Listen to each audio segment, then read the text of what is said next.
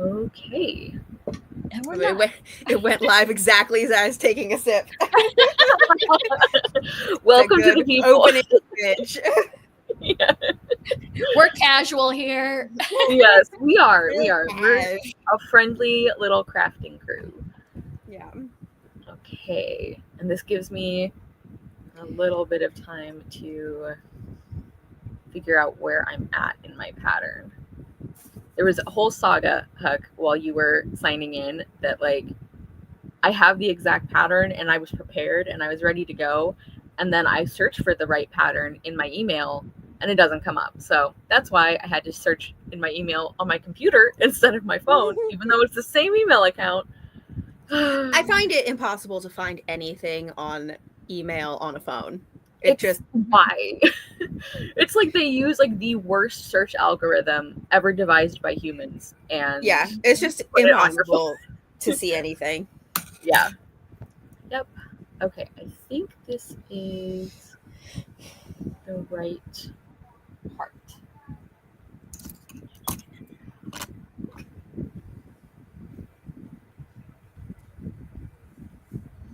I have to do stretches before I start because My elbow's been hurting. Yeah, I was sick a few weeks ago, and so like there wasn't a lot that I could do, so I was knitting a lot, and I think I overdid it, and my elbow started hurting, and then I learned that you can get tennis elbow from knitting. Yeah. So I took a break for a couple of weeks. And I just started a new project, and I'm kind of hoping that as long as I stretch, I have a pillow for elbow support, I don't overdo it. Like I might not knit the whole time. I'm going to take breaks, you know? I'm hoping that I can like still knit, but like I may just have to go slower. Yeah. Don't injure yourself knitting. Yeah. You crafted too close to the sun. Yeah. Yes, take care of yourself. It's really frustrating too when it's like, this is like my fun, relaxing hobby, and now I need to take a break from my fun, relaxing hobby because I hurt myself. Yeah. Once I like couldn't knit and I still had to like rest, I just was like, I am so bored because like I was reading, but also for me, there's like there's a limit to how much I can read in one day. You know, I was like, I need to mix it up with like the activities that I do, and also because I don't like consuming stories too quickly. I like to like read a chunk, let it sink in, read a chunk, let it sink in. Like I don't want to just, you know, zip through a book in a day or something. Yeah. So yeah. You just need another hobby that doesn't affect like another crafting. Like maybe you should take up like needle felting. Would that have the same? No, well, that's the thing is because it's my left elbow that hurts and I'm right-handed. So needle felting I could do with my right hand. I was actually thinking maybe I should take up like hand sewing, because this is a whole other thing, because I have not been sewing very much because right now I just don't have a good sewing setup. But also, even when I do, I kind of avoid sewing because like machine sewing, because it's so loud. Yeah. And when I'm doing a crafting project, I usually want to be listening to like an audiobook or a TV show or something, and I can't do that when I'm machine sewing. So it's like, maybe I should, like, it would take forever to like sew a piece of clothing by hand, but also it's not like I'm doing it at all because I'm not doing it incredibly slowly is still more than not doing exactly it. And it would use the other, I would like be sewing with my right hand, you know. So I was like, well, maybe I'll get into hand sewing, you know. Yeah. That's my other project I have here. If I get tired of knitting, is I'm hand sewing a quilt, and I'm like, and I kept telling myself I don't want to do that, it's gonna take forever. And then I'm like, well, it's something to do while listening to audiobooks, because sometimes knitting you have to count and you have to pay attention. And so there are some projects I can't listen to something and knit, because I mean this is mindless because it's just rib, but if I have to count anything, I can't like do things. Where hand sewing, if I'm just doing a quilt that's just piecing together pieces that I've already like, it's like all the same. It's just mindless.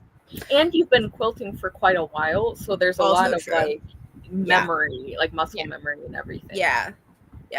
I just finished a sweater which between the last one of these and this one, I did a whole sweater. I see why you injured yourself. But that one involved some cabling, which I did not realize when I started the pattern. Like I knew it had it was textured, but I didn't realize it was cabling. And I've never done cabling before.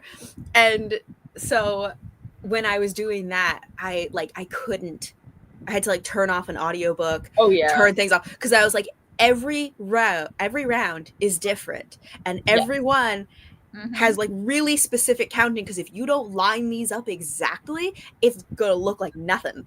Yeah, you gotta make your swirl. You gotta make it happen. And it's also I love cables, but they are such a weird thing to be learning, because it's so different from it's what do you mean I intentionally tangle up the stitches that I'm knitting, you put things over. It's so weird. Especially if you have to ascend and descend with cabling, then it's you gotta pay attention. I have not done that. Oh no, wait, I guess I did increases. I didn't think about that. Yeah, increase, decrease. Sorry, I'm not using the right term. I did a hat. No, I knew what you were saying. I just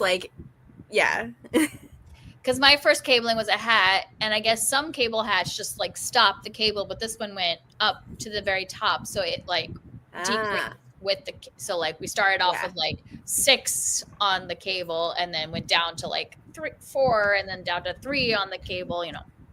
Yeah. So I don't know actually if I've done increases or decreases with cables. It might have been barely, maybe 1 or 2 rows, and then the cable stopped. I don't remember though, which makes me think maybe I haven't. Yeah. Well, I did the cables, and they weren't traditional cables, but it used cabling techniques. But I did that sweater, and I was like, I don't know if I like cabling, because this takes way too much concentration. And so I was like, I think that color work is kind of the perfect medium for me, because it's more complicated than just straight stockinette, so I have something to pay attention to, but I can still listen to something while I'm doing it. It's not as complicated. And so I was I'm going to do color work next. I am now doing another sweater with cables. So that did not pan out. Experience, no. I like the way though with cables you can it seems like you're not doing anything at first, and then once you get past that first turn, you're like, oh my gosh, it's creating something. it's so visually satisfying. I love cables. Someday I do want to do a white fisherman sweater kind of thing, where it's all over cables, really chunky. That just seems cool, Yeah. But that's a lot of cabling. Hello. Do we want to do our quick little intros, chat about what you'll be doing or working on? I have already linked Huck and Kelly in the description, so that's good to go. Yeah. I still periodically get people who stumble across these, which is really cool. So I think it is kind of nice that we still do the little mini introductions. So yeah, hopefully it's not too repetitive for those of you who it's I know who you are. I know why you're here. I know what you're doing. All right. So either of you guys want to start? Go ahead. As it goes downtown. Yeah, I can start. I'm Kelly. Cozy Reader Kelly is my channel when I get around to posting things. And I am working on, if you have joined us ever before, I think I've been working on this headband in 3 or 4 different one of these crafting sprints, because it's boring. And so I never pick it up. But I'm making a headband for my daughter, but it's going to be double width. So I have to make it enough to fold it over. So I'm not done. Yeah. Well, Hello, I'm Huck. My channel is Badger Reads.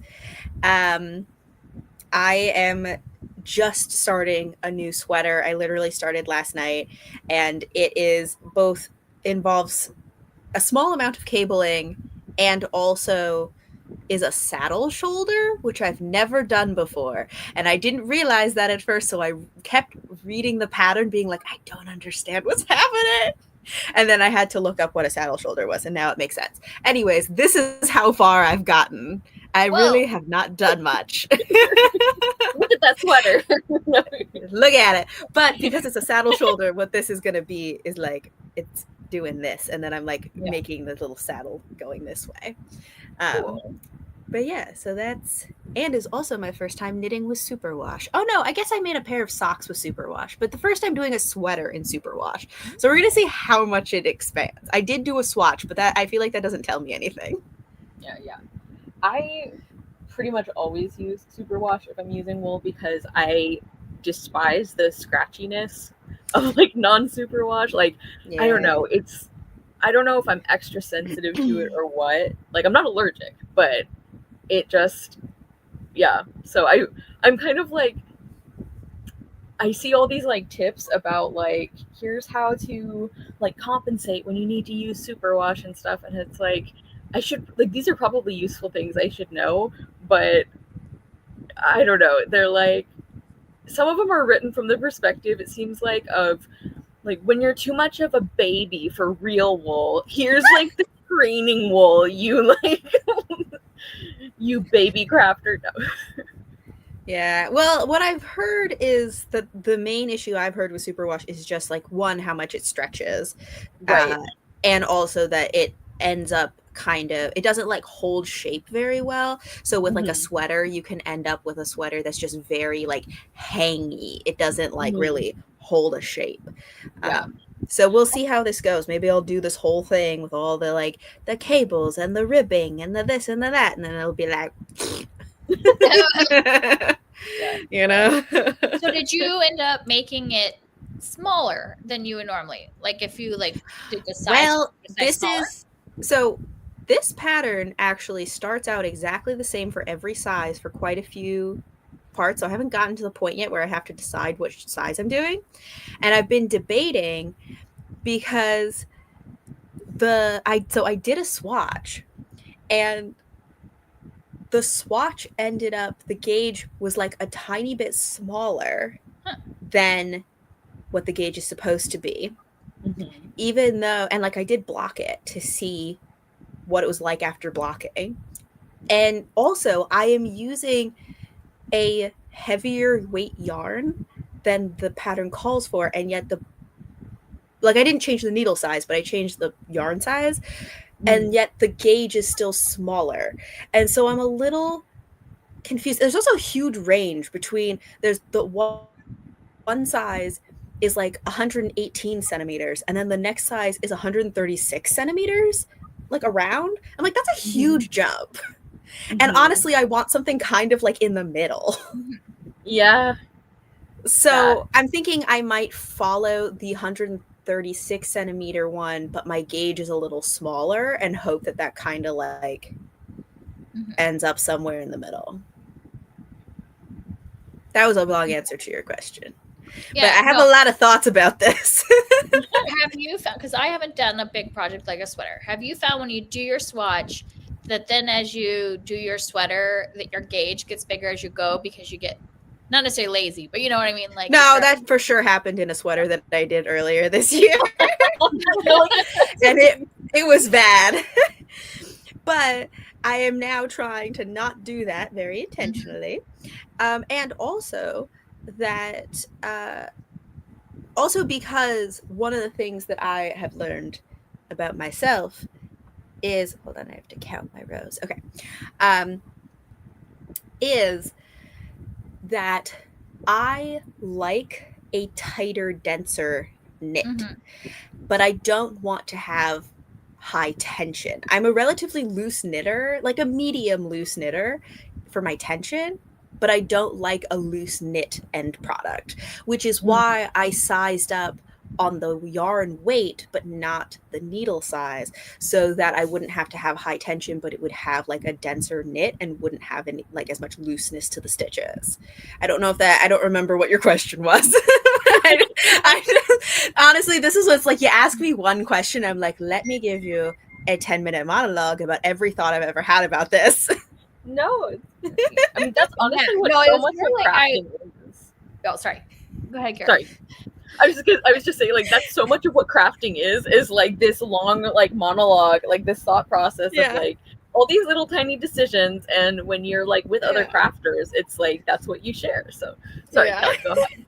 No, because I guess it was, I mean, not necessarily a question, but I've just like, since I haven't done a sweater yet, and everybody's like, oh, when you do a big project, you should do a swatch. But then I'm always like, I know when I do a project that I always start off really like tense and like, oh, I'm like, you know, my tension is always tighter, my gauge always tighter because I'm like learning something new. But then as I get used to it, then I know it loosens. So I'm wondering how do you feel like now that you've been doing this a while, made a few sweaters, do you feel like your swatch matches your sweater?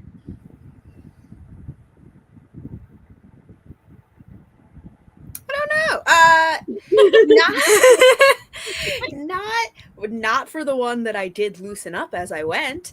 That one for sure did not. I also have realized that making swatches the way that you normally do, where it's like you're knitting flat, doesn't really help me, because my tension knitting flat is tighter than my tension knitting in the round. And so then my swatches end up being, I think, tighter than when I knit in the round. However, there is a way to swatch things where you knit in the round, which maybe I should do that, but it uses up a lot more yarn. Because that's where you have like the big things on the back, right? Where you I saw somebody do that because I was looking that up when I was thinking of this sweater. I saw somebody had a video on it, and I was like, that's wasting so much yarn. I guess you could pull it out, but yeah, you could always undo it and use that yarn if you needed it.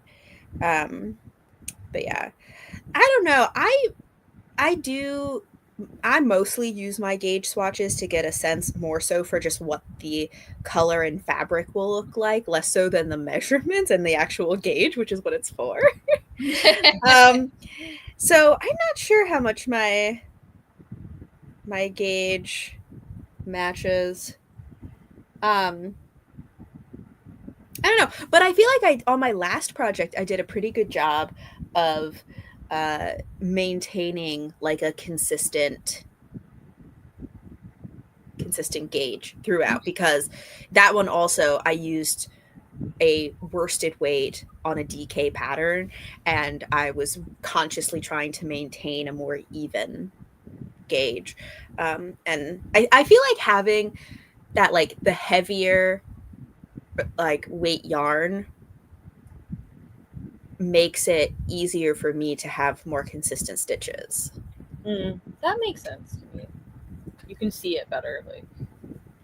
Yeah, I think also just because it is less like loose and less, there are fewer like kind of like holes, you know, it just ends up being more consistent overall.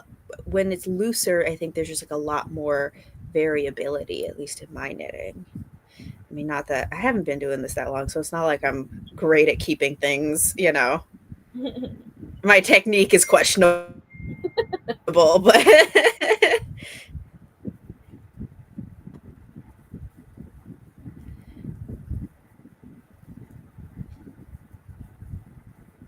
All right, Kara, I know it's your channel, but you didn't introduce yourself yet. Oh yeah, that's true. Talk about what I'm doing. Before I show my project, I just want to say, if my sister is watching this, don't watch this part. Sometimes she watches our craft sprints, which I love, but this is for her, so don't watch. So I am working on a sock. This is actually the second one, so when I finish this, I'll be done, which is exciting. Nice. And I'm actually really, really close to being done with this. I'm just doing the final decreases for the toe. Cool. I think it's gonna be like a funfetti kind of looking. Yeah, that's what I was thinking it looked like. Yeah, so that is what I am focusing on today. So That's fun. Cool. yeah. Oh, and my channel is obviously Wild Book Garden. I do still post, believe it or not, just much less consistently. um, yeah, but I am still catching up. I have not abandoned my, well, I haven't abandoned my channel, and I also haven't abandoned my determination to catch up with the books I need to review. And that actually is going like relatively well. I have a couple filmed that I just need to like edit and caption. So anyway, we're getting there. I feel like the editing process is sometimes the hardest. Yeah. I found for me, like captioning is what, not that it takes longer than editing, but it's what always surprises me with how long it takes, or how like in time, how much investment it takes, I guess. Which like it shouldn't surprise me because I've been doing that for a while now. Yeah, so I just need to be better about factoring that into my like ideas about scheduling and stuff like that. So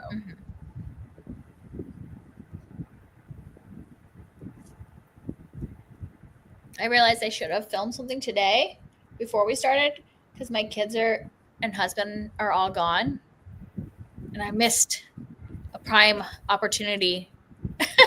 Sometimes you need to like relax, though. You know, like sometimes you need to take advantage of alone time. Yeah. I was debating whether I should film something today, like before doing this, and I was like, I don't think I can get myself together for that. And then also I feel like I would just be like tired and out of breath for this. Yeah. Yeah. After I film, I always feel like I can't breathe because I think I don't breathe correctly when I'm like talking that much. Yeah. Because it's not like a conversation where there's like a natural like breath as you're talking in a conversation, but when I'm filming, I'm just like I forget how to breathe. I do the same thing, and like when I'm editing, it's always like, why am I gasping? Like nobody is like making me talk this fast. Yeah. Yeah. I also like, I'm trying to feel like if I need to change things up, because now I feel like all I film is either what I'm going to read the next month or what I read last month. Like that's like either wrap ups or TBRs. I mean, this is boring. That is the foundation of what BookTube is and like where it started. So okay, that's how I feel too. And like I understand feeling like, as a creator, I understand feeling like bad when it's like, oh, I feel like I'm doing the same thing. I hope it isn't boring. But I also like I feel very defensive almost about like wrap ups or recent reads or whatever, because like I'll sometimes like it's like I'm watching someone, they're like, oh man, does anybody even like watch like wrap ups anymore? And I'm like, they're some of my favorites.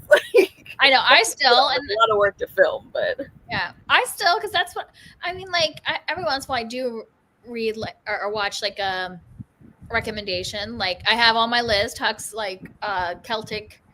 Yes. Like I need to read that. Like I do like a recommendation list, but for the most part, I'm like, I just want to hear what you think about a book.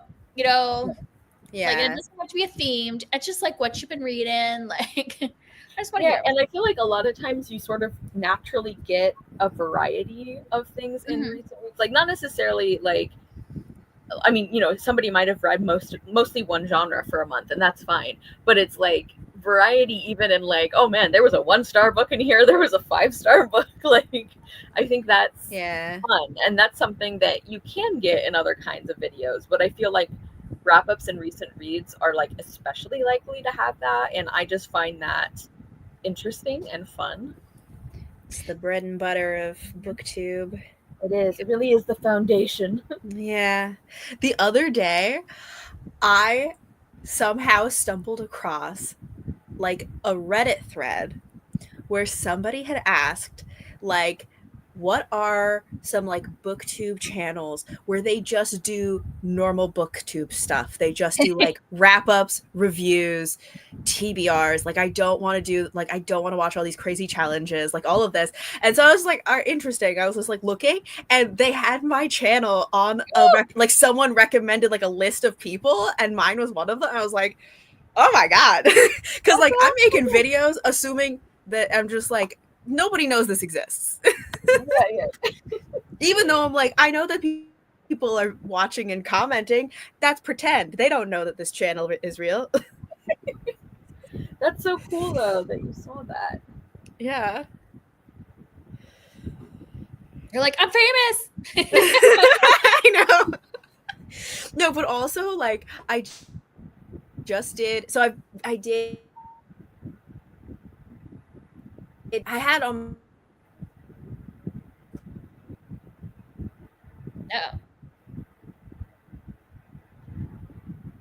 Uh-oh. I don't know. Is that- I wonder Is if that her my internet. computer or? I see it too, so I wonder if it's Huck's Celtic internet. historical fantasy, Rex, and Oh no. am I back? Yeah, sorry, you Hello? disappeared for a while. It was, yeah, frozen. My internet is terrible, so yeah, I'm for sure it's me. But I'm just saying that I posted this recommendation video, like a reel on my Instagram that was like recommendations for like if you like the Gale Song series by Shauna Lawless. And every time I post something like that where I'm like, I post a recommendation and I'm like, but don't actually take my recommendations. Now I'm afraid that people are going to take the recommendations and not like them. Yeah. And like, I post a recommendation list and then I'm like, but don't listen to me. Ignore everything I just said. I'm sorry. Yeah.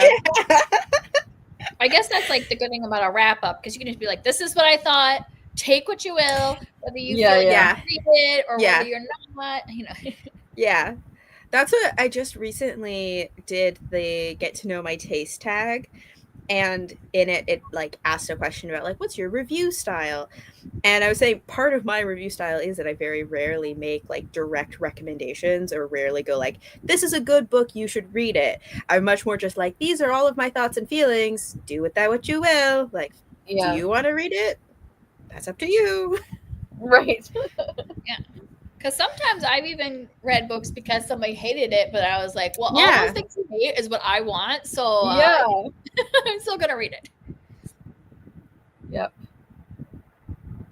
Yeah, I have like the same kind of reaction where it's like, I feel responsible for people's enjoyment, which is like silly.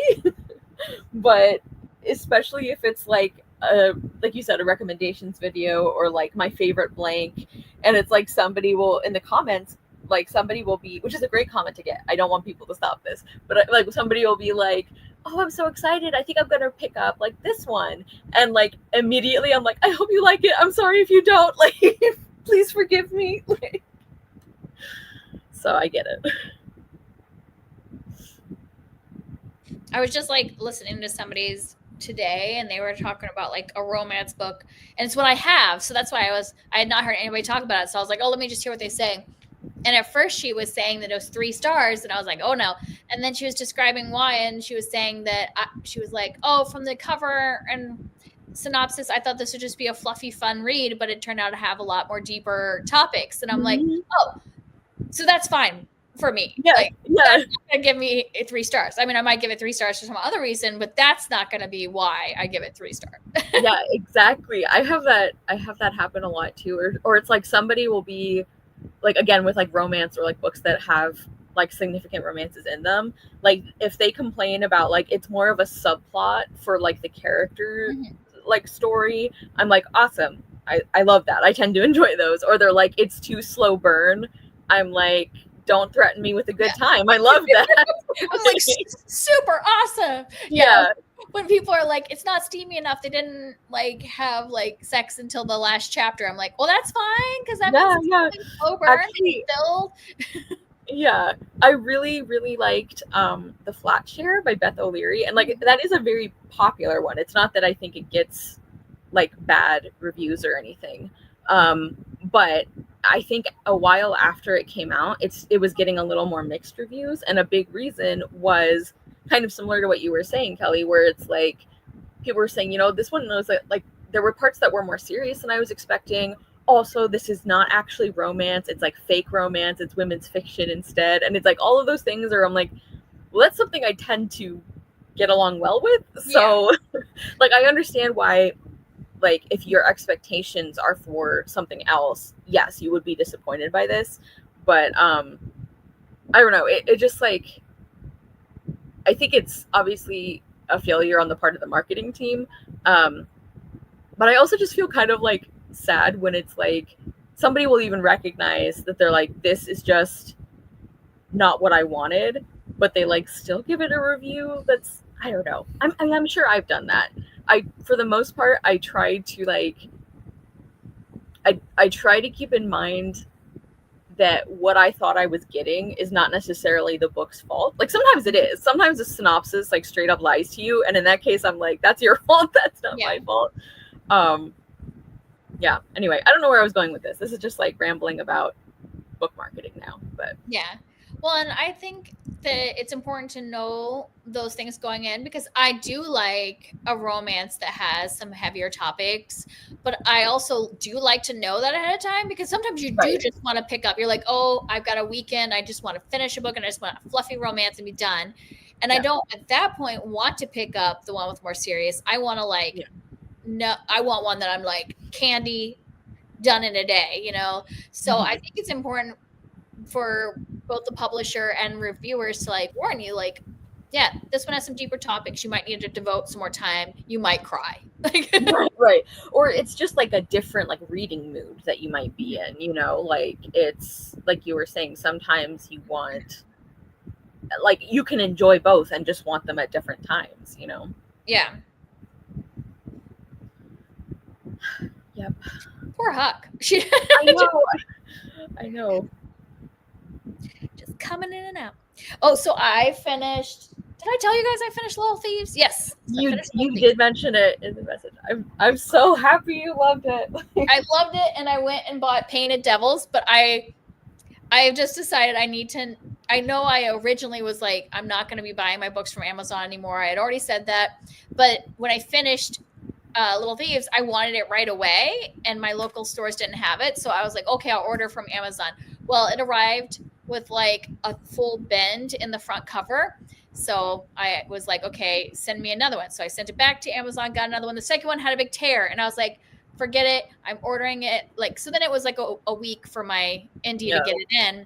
But I'm like, I'm done. Amazon does not know how to pack books. Like, it was a sign.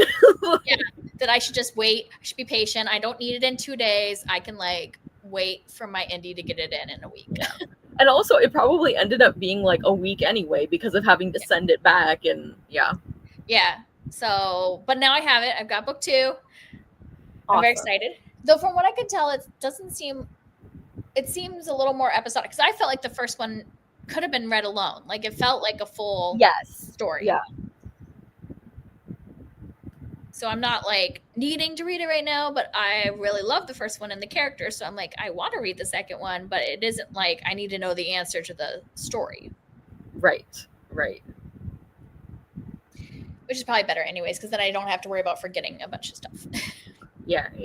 And it's also like it can be like fun or exciting to be like, I'm so stressed, I want to know what happens. But also sometimes you don't want that. Sometimes you're like, I do not want stressed anticipation to be part of my fun hobby right now. Well, especially since they're kind of big. I mean, I think it was a over 500-page book. I'm like, I do want to have some resolution at the end of a like 550-page book. Yeah. No, I felt the same way about the first one, that it read really nicely as a complete story, but I loved it so much and I loved the characters so much that I'm like, well, I'm obviously going to read the sequels. Like, I feel like that's a good balance to hit. Yeah, so I'm excited about that.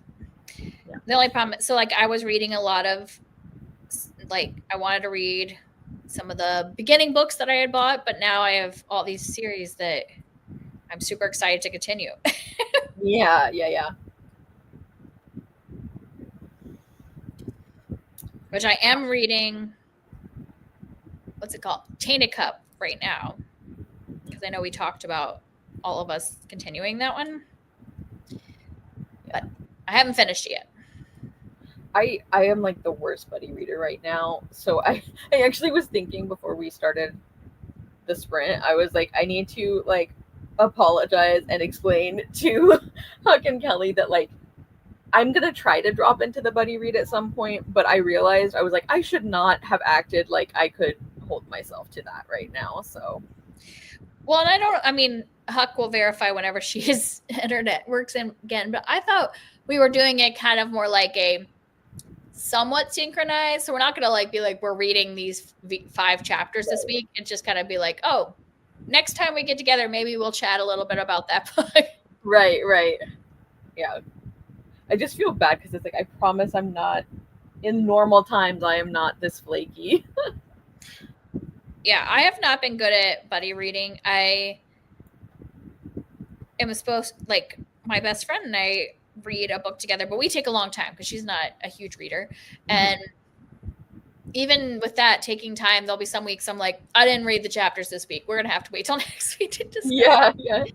I do that all the time. We just finished Jane Eyre. Like, I just finished it today.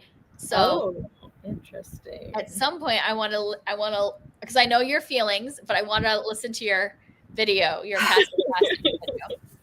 Yeah. Wow.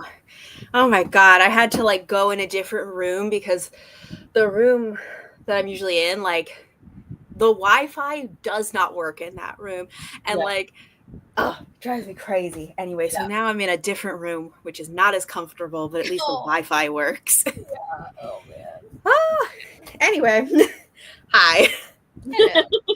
Welcome back. No. Thanks. The one thing you missed is we were discussing, like, I'm reading The Tainted Cup, and I heard, I could hear you guys talking. I couldn't participate because I was trying to like, yeah, so Tainted Cup. Yeah, I mean, we can kind of do it however, if you want to do it more like, I have a lot of things that I want to read next month, so like doing it more casually is probably good to just sort of squeeze it in whenever. And we can decide if you want to do it more like, we'll just like do updates as we go and just make sure you tag it so people know what it is, like what chapters, so they don't get spoiled. Right. Or we could do it more like a book club where it's like everybody reads their book at some point in October and then we talk about it at the end. Whichever. Which is what I was like thinking. Maybe we should do that because I'm still reading the first one, so I probably won't start the second one until a couple weeks into October. Yeah, and I haven't even started because, as I was saying, and I guess you could hear Huck, like I am currently the worst buddy reader in the world. So no I should have known better, but I got so excited to like read it with you guys and like talk about it. Well, would it be better to do it in November? Like we could wait. I mean, it's up to you guys because, like, honestly, like, I am going to try and jump in at some point with the buddy read, but I do not think any of the schedule should depend on me because I am not sure. Well, seeing as I haven't even finished the first one, if you want to wait till November, that would give me more time to finish the first one, but I'm not. The problem is I can't get an ebook or an audiobook of it. The wait is too long, and so... I can only read the first one physically, and so it's just like taking me. Yeah. I mean, we can wait if you want. That's fine. I just wanted to like read it sometime in the fall, but November's still fall. So okay. Yeah. And I don't know, it kind of, at least the first one, it feels November fall feels to me. Maybe because I don't know. October feels like full on. I don't know what I'm trying to say. I feel like in October, I want to read like the witchy, those kind of things. But then in November, I want to get more into the mysteries. I don't know if because it's getting a little chillier. So it's like, I don't really know what my. Sure. But it happens. Like right now, I'm like, I just want to read some witches. I also heard you guys were talking about Little Thieves.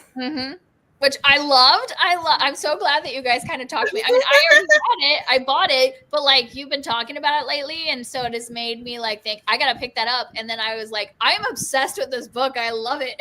I'm obsessed. Yes, like I'm so glad. Yeah, I actually just finished the 3rd book this month, and I found it extremely stressful because the characters are upset, and I am maybe too emotionally invested in them. relatable. But it was great. And it was one of those series where I was like, looking back, I was like, I don't know if I rated the last one 5 stars because I just was like, I'm just so emotionally invested in this. It's but the earlier books, I didn't rate 5 stars. I think I gave the first one maybe like 3.5 and the second one was like 4 stars or something. But I'm like, this is like a 5-star series. Like cumulatively, it is a 5-star series. Even if the individual books, some of them I was like, Mm-hmm. I don't know what it was. I just like loved Vanya. Like that's her name, right? I loved her like so much that the first book I was like, this has to be a 5-star. Even though there were maybe some places that dragged, I was like, it has to be a 5-star because I love her and I want all the best for her and everything has to happen to her. Yeah. Like I'm so like deeply attached to these characters, and I think with Vanya it was more of a surprise for me personally, like just because like I think I said this last time we were all chatting about the series, but like I feel like her character is a type that a lot of authors do, and a lot of authors do it in a way that I don't find super interesting. But for whatever reason, the way Margaret Owen did it, it's like I love her. Like I see why she is so prickly, because she has been like hurt so many times, and like yes, she is like one of those characters who it's like I have to look out for myself, nobody else will do it, but it's true, like nobody else has. And so seeing her realize that there are other people who are going to like take care of her, and that I love her. And even from the beginning of her character arc, like there were still things where she's like, whoa, like I'm a scam artist, but this is messed up, I'm not gonna do that. So I would she kind of had to grow on me. I was not as like immediately sold on her, but I did end up liking her a lot.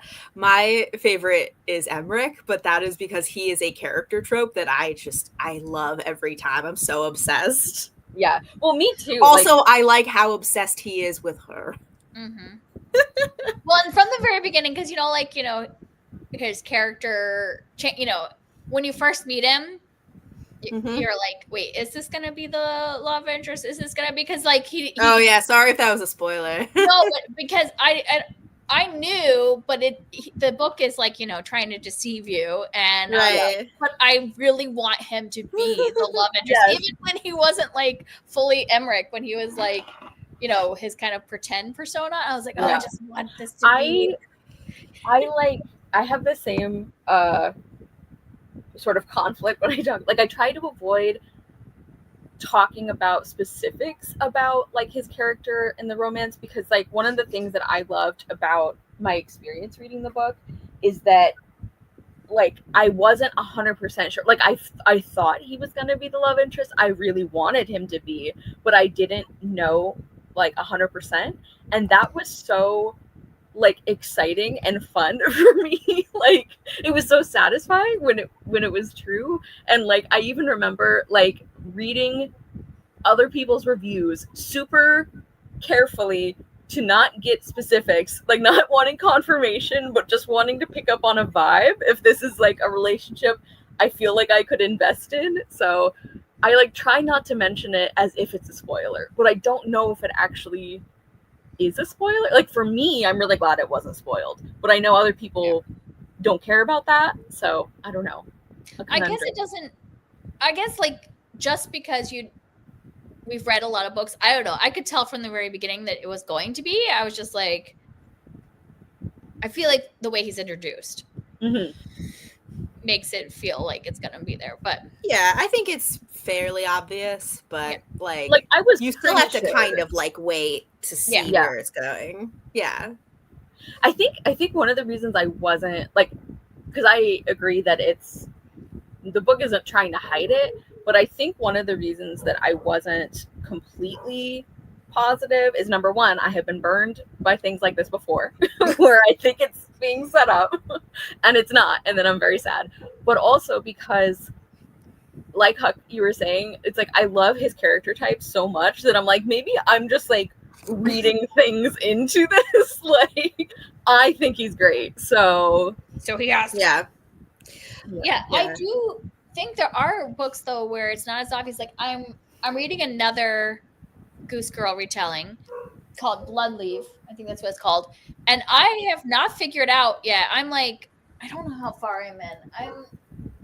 I'm a good enough. I think I'm 100 pages in and I don't know who the love interest is going to be. And that is like a more, not necessarily romantic because it's young adult, but it's definitely I think romance is like the second or third descriptor on Goodreads. Right. So I know there's going to be romance, but I actually don't know who the romantic partner is going to be. That's exciting. That's one that I own. So I'm like even more interested. Yeah, because like there's I like to be confused. Yeah, because I feel like there's been several people introduced that could be the love interest. So then I'm like, well, is it going to be a love triangle, or is it going to be like we just don't know yet who's going to? Right. Yeah. So I don't know. I'll let you know how it is. It's definitely not pulling me in as much as Little Thieves because I don't think I'm like loving the main character as much as I did Vanya, but. Mm-hmm. I'll get around to finishing it. I probably shouldn't have read so many back to back because I also read A Sorceress Comes Call. So I'm like reading all my Goose Girl retellings back to back. Yeah. Which is probably not a smart idea. This happened to me when I was reading my Sleepy Beauty retellings that I burnt out after like 3 of them. And then I kind of like quit like a bunch of books. Yeah. So is A Sorceress Comes to Call a Goose Girl retelling? It is. She said like it is said to be a Goose Girl retelling. I think it is maybe somewhat inspired. To me, it is not a retelling, but it does like have a horse named Falada, and like there's parts of it and there's geese in it, but that's kind of it to me. There's not much in it that actually follows the storyline at all. It's not like there's like a maid and a princess, right, type of thing vibe, but when you look it up on Goodreads, it says a Goose Girl retelling. And so that's why I was like reading it with these other ones. And then I was like, this is not really a Goose Girl retelling. Yeah. I feel like that even could be like, it's still, I'm sure, probably easier to market things that are like marked as retellings versus like a fantasy story about these things that is partly inspired by the Goose Girl. Like, because I just looked it up on Goodreads and it says, like, how there's always that first line that is just kind of like a tag. It says a dark retelling of the Brother Grimm's Goose Girl. And I'm like, what? But is it? Yeah. Like, just because you have geese. Right. It's also hard because it's like, for my own record keeping, I guess, it's like, even if I read a book that is still like pretty loosely inspired, like kind of like you're describing with The Sorceress Comes to Call, like, even if it's one where, like, when I review it, I'd be like, this isn't a retelling. There are some things that are similar, and I thought it was cool that they did this, but I wouldn't call this a retelling. That being said, I would still shelve it as retellings because I track those differently. But it's, like, not really, I don't know. Like, I don't want to do a whole separate shelf where it's, like, not a retelling, but got the vibes. Yeah. Yeah, I mean, it would be like, I'm trying... Yeah, it doesn't have, because I feel like for it to truly be retelling, it has to have at least some of the overall like main arc. And to me, a Goose Girl retelling has to have a princess and a maid and mistaken identity. Right, there has to be some like identity thing going on.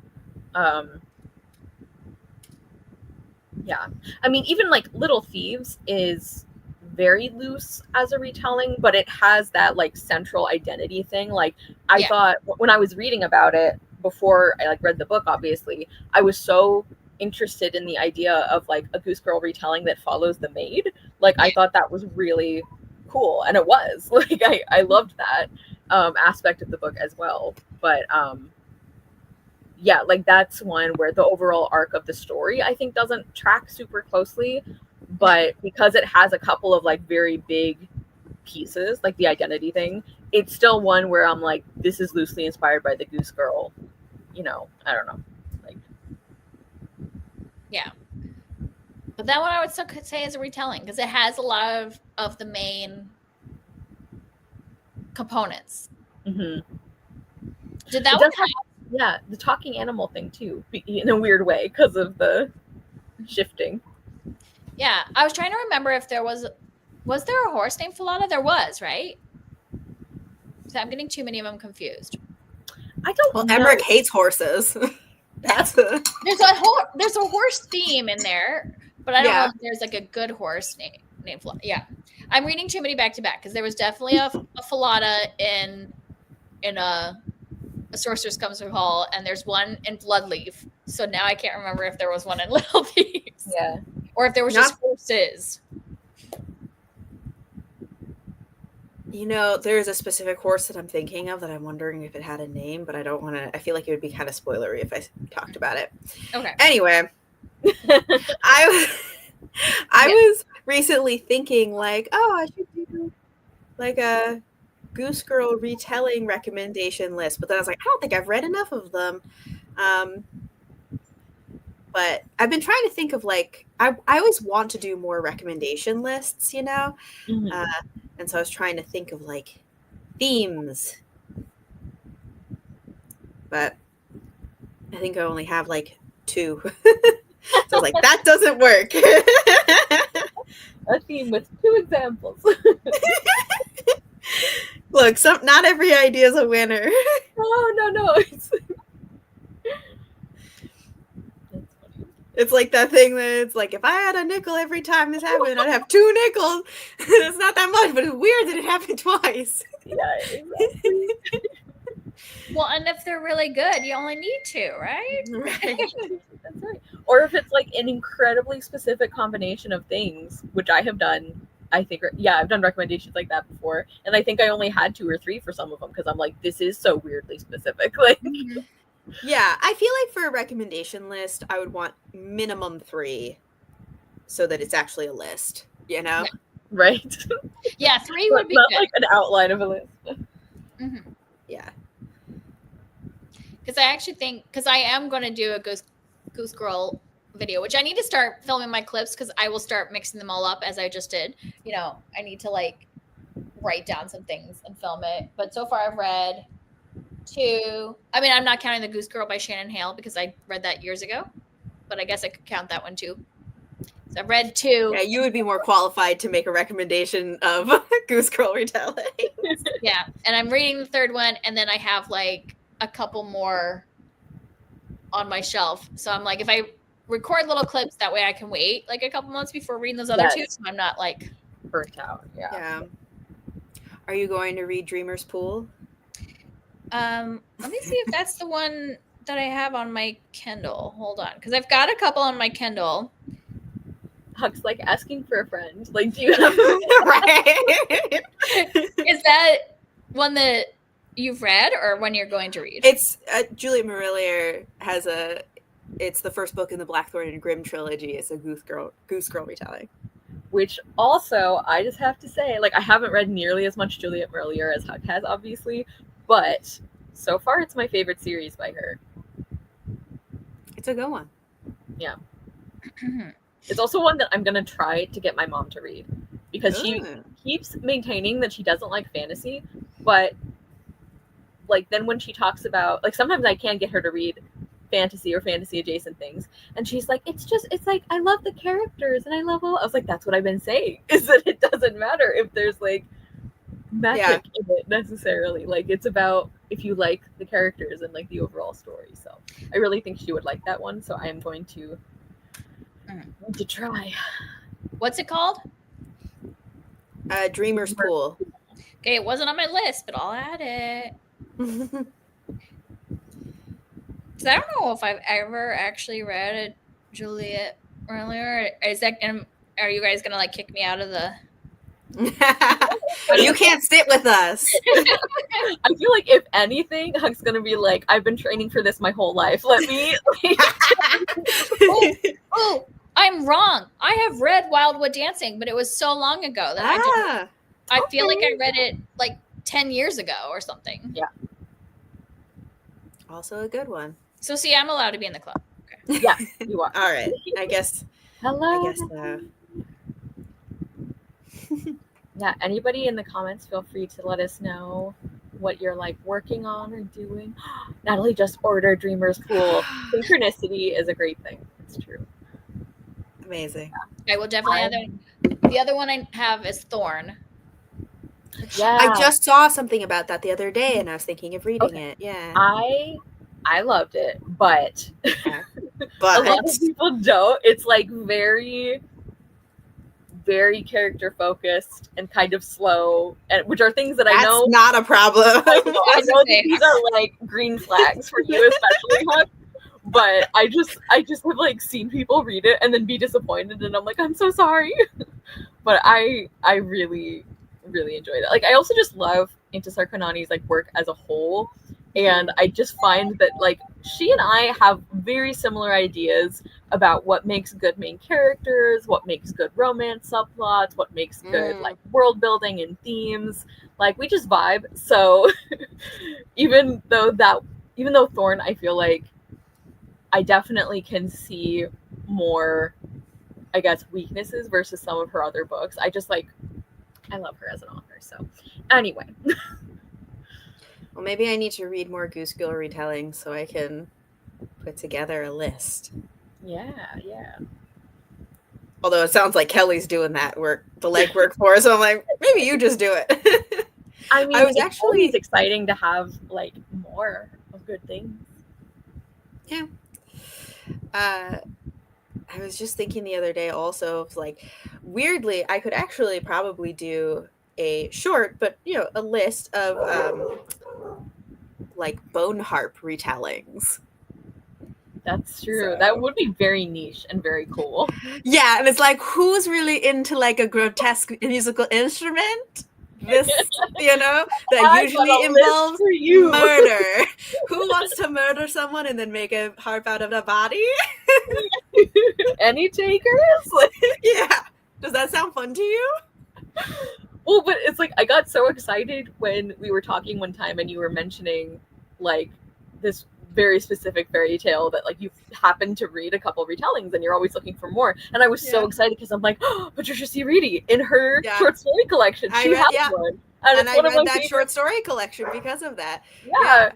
And also, as a connoisseur of those retellings, I'm sure you have like more detailed thoughts, but it's always been one of my like favorite stories in that collection. Like, just I don't know, the emotion and the vibe and the creepiness, but also like the sadness.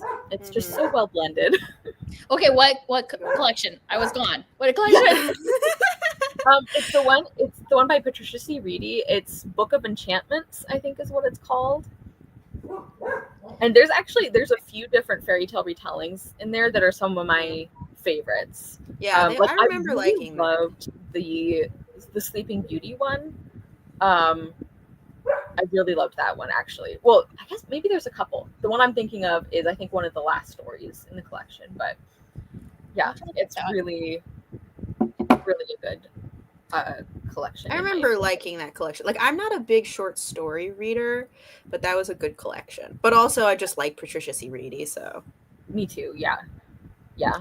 Actually, that book is one of the ones that, like, convinced me that I'm like, okay, I need to pay more attention to short stories because sometimes I really do like them. Because there were a lot of stories in that one that I really did enjoy. Yeah. Including a couple, like, because that was one of the books that I've had a long time, and I read it when I was much younger, and it was like, it was fine. Like, there were a couple stories I remember liking, especially the one that's like set in the Enchanted Forest. I thought was fun. But I was always on the border of like unhauling it because I was like, it was fine, but it wasn't anything like amazing. And I reread it for a like reread project thing much later. I think probably around the time I started my BookTube channel, and I like loved so many of the stories. So I don't know if it was like, an age thing, or if my tastes have changed, or if I just gave it another chance, or like some combination. But like that whole experience, I'm like, okay, I need to actually pay attention to like some short stories because apparently sometimes I love them. Some short stories deserve rights, some short stories. I do like if we're talking about fairy tale retellings, I really liked T. Kingfisher's collection, Jackalope Wives. That one had some really good like fairy tale retellings in it.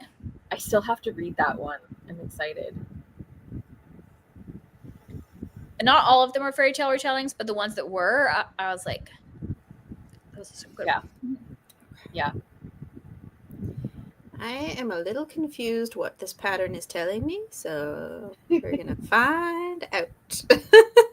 Together we shall find out. Yeah. I had to disappear because the little neighbor girls came over to play, and I'm like, I have no children. Disappointing. With you right now. It's like, sorry, they cannot come and play. They are not here. They're so cute because they come over, like, so even when my kids don't want to play with them, they're like little salesmen. They come over and they'll like be like, oh, can they come play? And I'll be like, oh, they're not in the mood to play right now. I'm like, but why? What are they doing? When can they come and play? What about in 10 minutes? And they just keep going. And I'm like, they sent me to send you away. Like, wait. Man.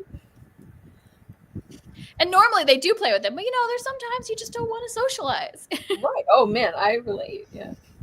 I would love if, like, as an adult there was an equivalent where it's like somebody wants you to do something or go somewhere, like, and somebody's like, she doesn't want to play today. I'm sorry. Like, yeah. Or like the equivalent of like, my mom said I can't go. Yeah. Exactly. Yeah, which I always tell my kids, because sometimes my older one, I think she feels like she has to go. Yeah. And I'm always like, you can tell them that your mom wanted you back in 30 minutes. And my mom always was like, just blame me. Whatever. Like, if you don't want to go, you don't want to do something, just say my mom said I can't, That's also such an eldest daughter thing, is like, I feel obligated to play with these children, even though I just want to not do that. Like, mm-hmm. Yeah, read the room, little children. Yep, exactly. It's like, well, I think that it's a good policy, I get it, but their parents have like a time when they're just like basically won't let them back in the house, that they have to go play outside, but then they get bored. So then they come over and want my children to play outside with them, and it's like, I'm sorry, go find something to do in your yard. Your parents' decisions are affecting other parents. It's like, I get it, because they're probably just trying to make sure they get exercise, get fresh air. And we do that with our kids too. But my kids also go to like an aftercare program where they're outside for like 3 hours. Like, that program is all outside unless it's like storming. And so I'm like, they get their outside time. 2 stitches. Oh no, you're counting? No, I'm trying to do math. Oh, math.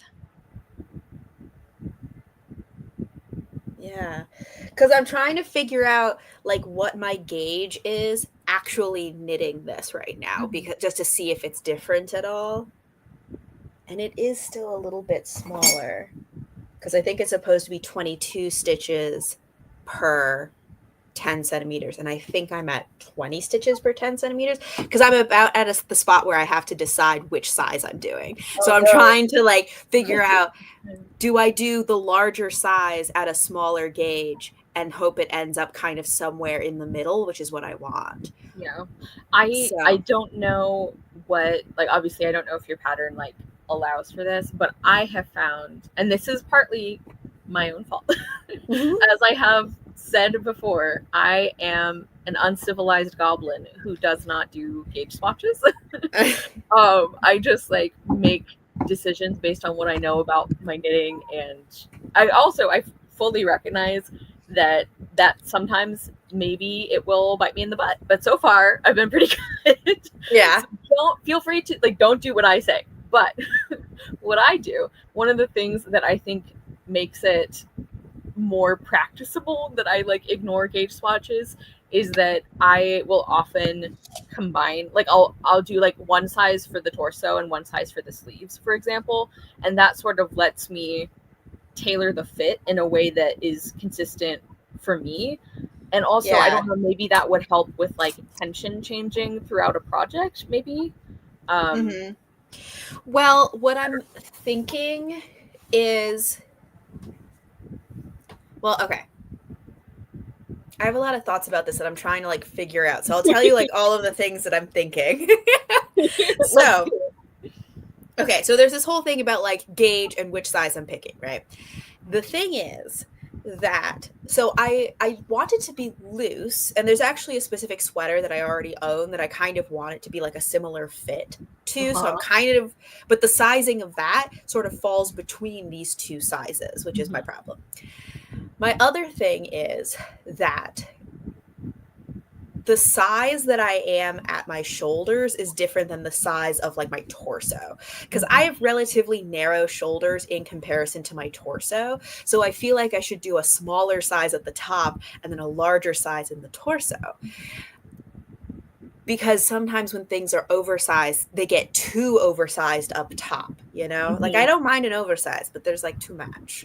The other thing I'm considering also is that like sometimes things still get too oversized in the torso. And so sometimes what I'll do is when I join under the arms to go in the round, I cast on fewer stitches under the arm. So sometimes I'll do that. I'm not sure which one of these things I should do.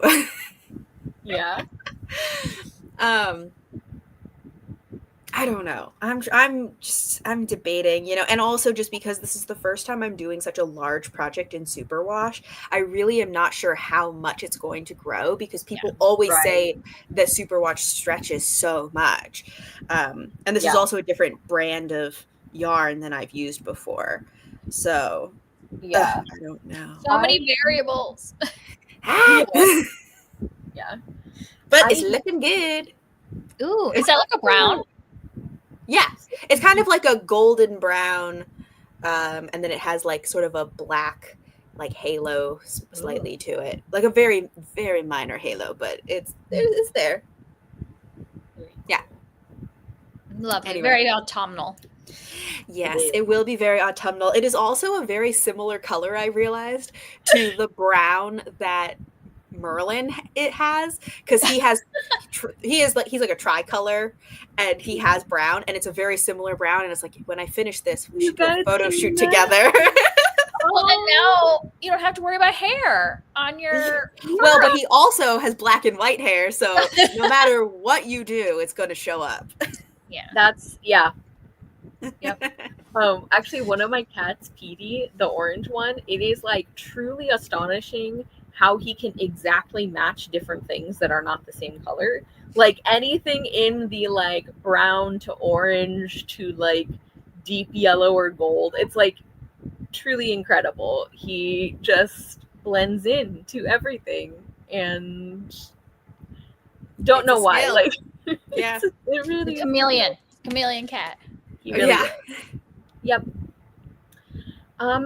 Do we want to do our usual single sprint of like reading or anything really? I am probably gonna get some food because it's lunch. Sure. Yeah, I was actually just thinking I was gonna like take a little break to rest my elbow. Yes, very important. I feel like the elbow is such an awkward thing to be like, how do you do elbow stretches? Like, how do you? Yeah, I have learned some, so right, they do exist. But also, it just feels so awkward to be like, I have to rest my elbow instead of like, I have to rest like my wrist, or I don't know why elbow feels like, awkward to me. It sounds like one of those fake excuses when you don't want to do something. It's like, I'm sorry. Right. Instead of my mom said I can't, I have to rest my elbow. But we believe you. Should we just do like to the hour? What do you guys think? That'd be about 45 minutes, a little under. That's kind of long. I don't know. Unless you want like a really long one. That's true. What are you thinking, Kelly? It doesn't matter to me. I'll probably just be doing laundry. So very fun. I don't know either then. I know I have. Let me see. I'm just trying to think of how long I have total today. I think Right. I can only go till probably 4:30 at the latest. Okay. Do you want to do like 3:45 and then we have another 45 minutes until we end at 4:30? Let's do that. So we are going to sprint until 45. Yeah, usual setup. We're going to mute ourselves and do whatever. Right. Like I said, mine will be a snack break. And by snack, I mean actually lunch, not a snack. Okay. All right. We will See you in a bit. See ya. in a bit.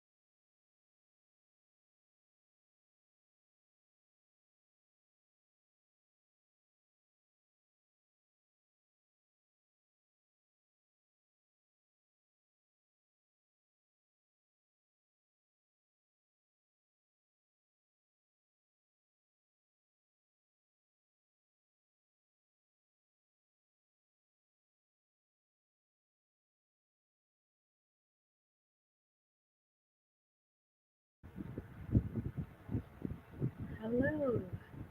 Sorry, I am technically a minute late. I was on time, but then my lighting was weird because the sun moved, and there was light like reflecting off my white shirt, and I was like, I gotta fix this. All good, all good. I was just officially the minute late, yeah.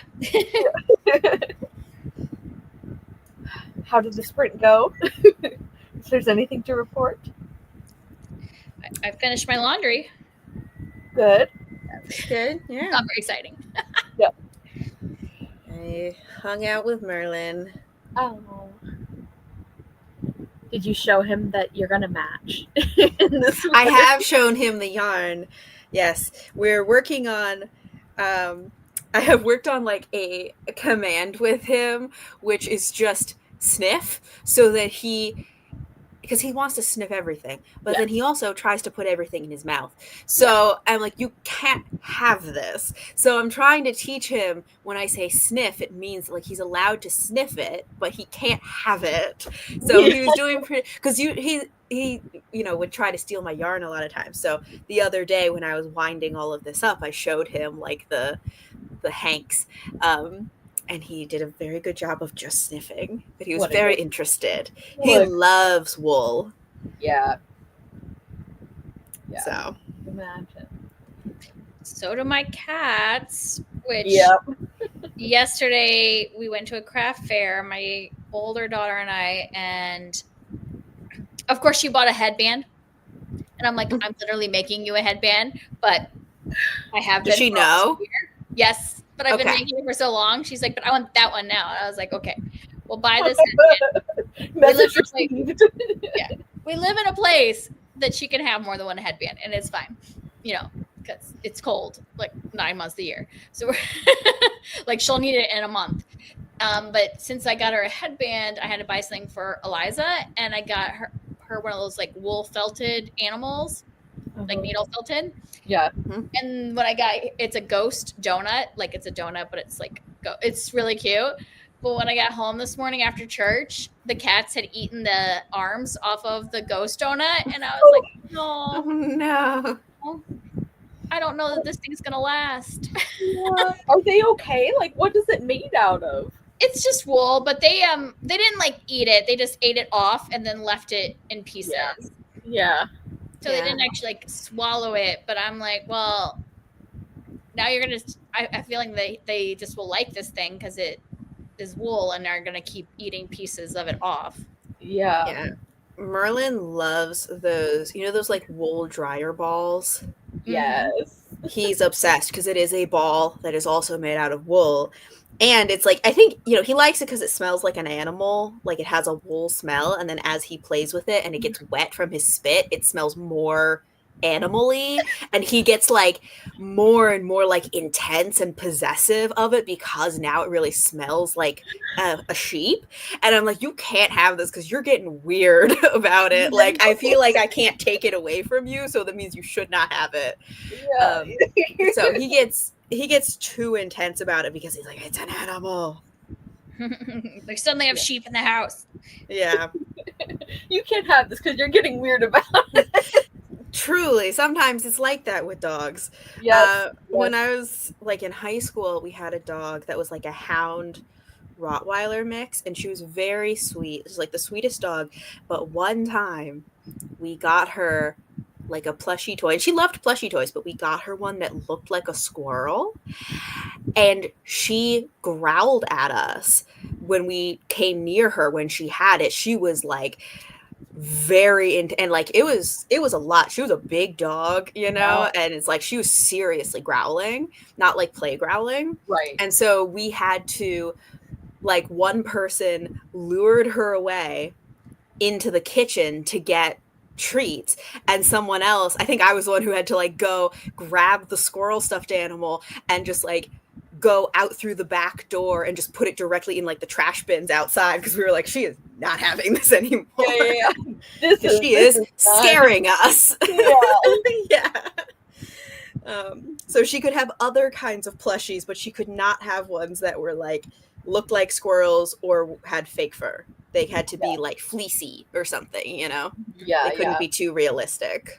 Oh man. Yeah, that was she was scary with that one. We're like, okay, that was a mistake. It's like something will occasionally happen that will just remind you, like, oh yes, you are a wild animal. Like, you know, Right. in Yeah. some sense, they're domesticated, but yeah. Yeah, but it's like, yeah, you are an animal who's like acting on instincts, you know. Right. Yeah. So Merlin's not quite that intense about it, but he's like, I'm like, you're too. You're like, we're too not much. starting this thing. Like, Yeah, we're.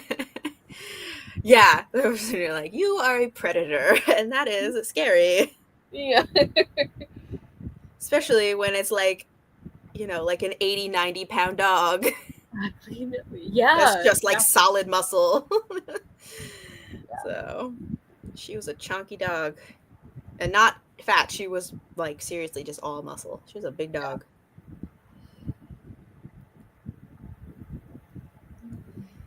So.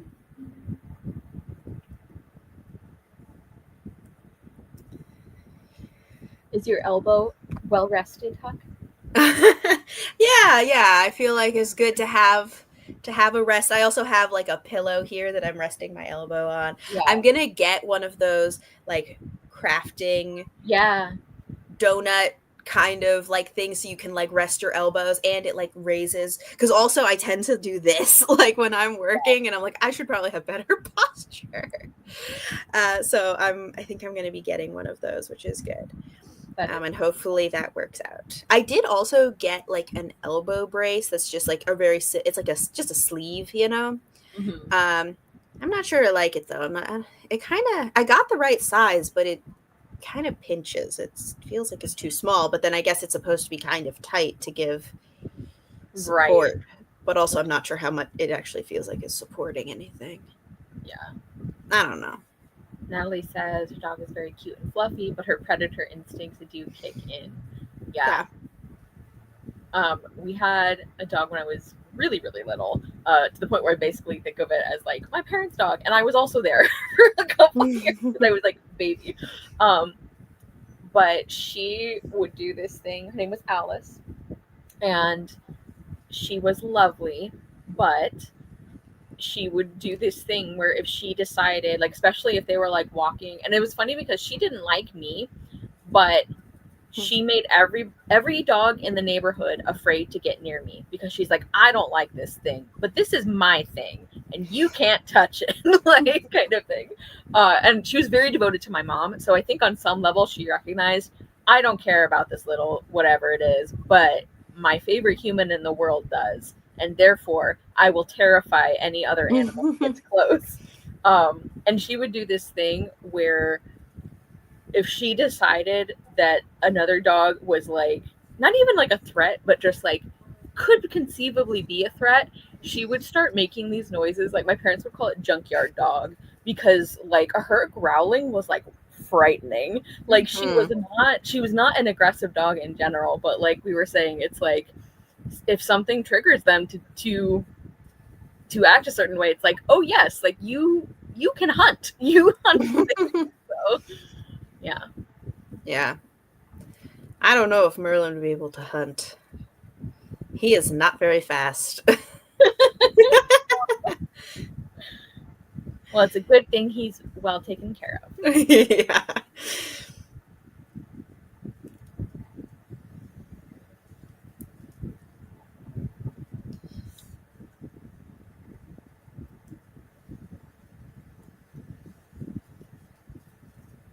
It is always interesting though when you see like their instincts like kick in or something, you know. Mm-hmm. Even in just like other ways. Like, we used to have another dog that was a flat-coated retriever mix, so they kind of look like skinny labs. Mm-hmm. But they're also like water dogs, and if we took her somewhere that there was like a lake or something, she always wanted to go swimming. But then also, I remember one time we were by a lake. She wasn't even in the water, but she saw ducks in the water, and it was just like the world falls away. Her whole attention is like just ducks. She's like, I've found my life's purpose. Nothing else matters. Like, just, I don't know. And like, it's interesting also that it's like, you know, she's seen squirrels, other kinds of birds, like all these other things, but then somehow specifically ducks just like set off something in her, like in her brain. That deep ancestral memory of like they've been Right. bred for water. Exactly. So, Right. Yeah. That somehow she knew ducks.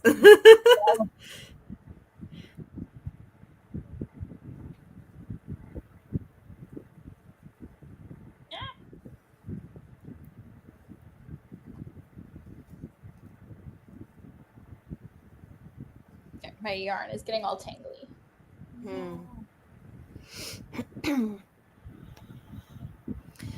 There is this is completely unrelated, but there's a different sweater that I really want to make that I was reading the pattern, and it involves steeking, and I was like, oh my god. I really want to do it, but I was like, this is scary. I have never ever done steeking. Like I was gonna say I understand the concept. I don't. I really don't. But I know the most basic concept is that you knit in such a way so that when you cut through those stitches, it doesn't unravel anything except what is supposed to unravel. So right. Like, you also like reinforce it. Right. It's I have never done it. Yeah, it's scary. Can't picture myself doing it in the near future, possibly at all, but we'll see. I feel like conceptually I like the idea because you get to knit the whole thing in the round, which is nice. But also scary. Yeah, that's like what I was finding as well, is that like one of the big benefits that like people will talk about, or like, you know, in patterns that we'll note that like this is so you can do the whole thing in the round. And I get that, but I don't hate purling enough to make that I do like the selling point for me.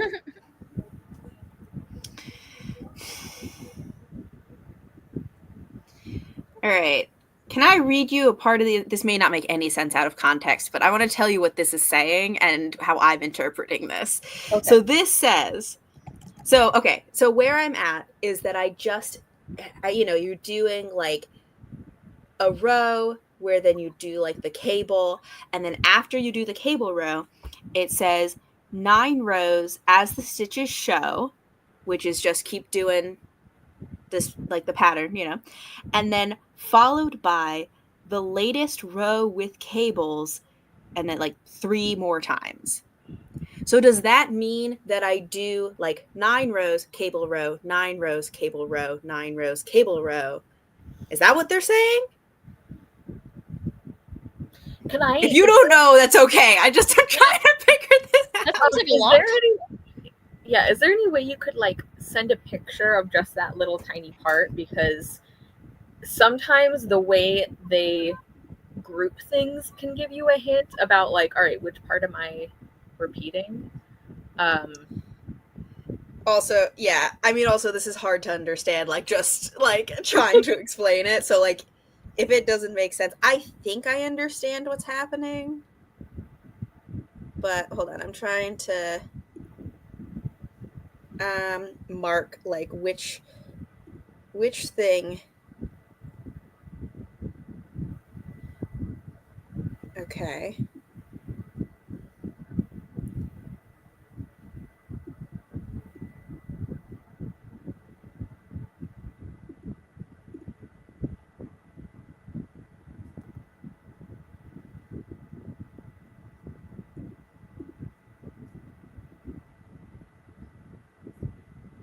I don't send pictures in Instagram messages very often. How do I do this? Okay, here we go. I got it.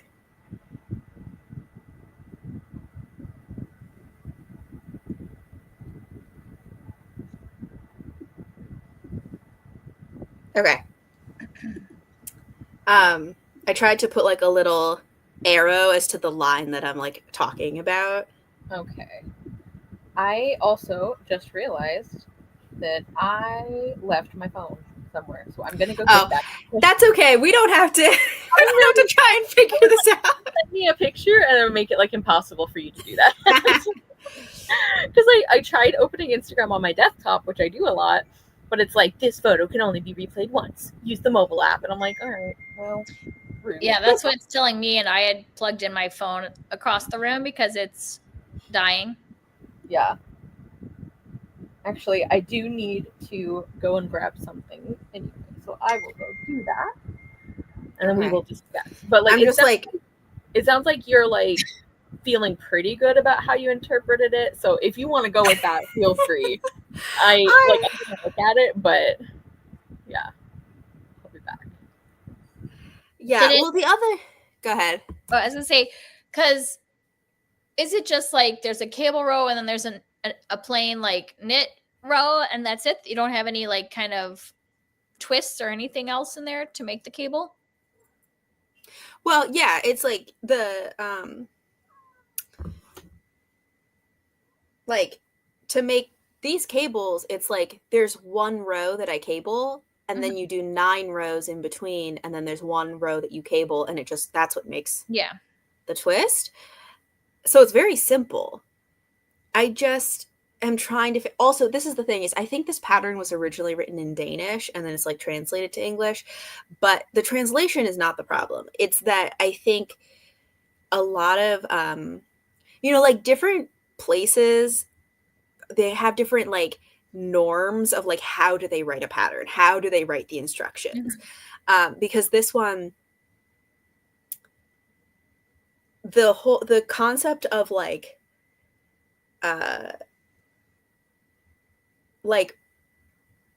do the stitches as the stitches show, that's very common. I have found in like Scandinavian pattern writing and like some other like European countries and stuff like that. But like if you get like an American pattern writer, they will usually write out, like they phrase it differently and they like will write things out more clearly.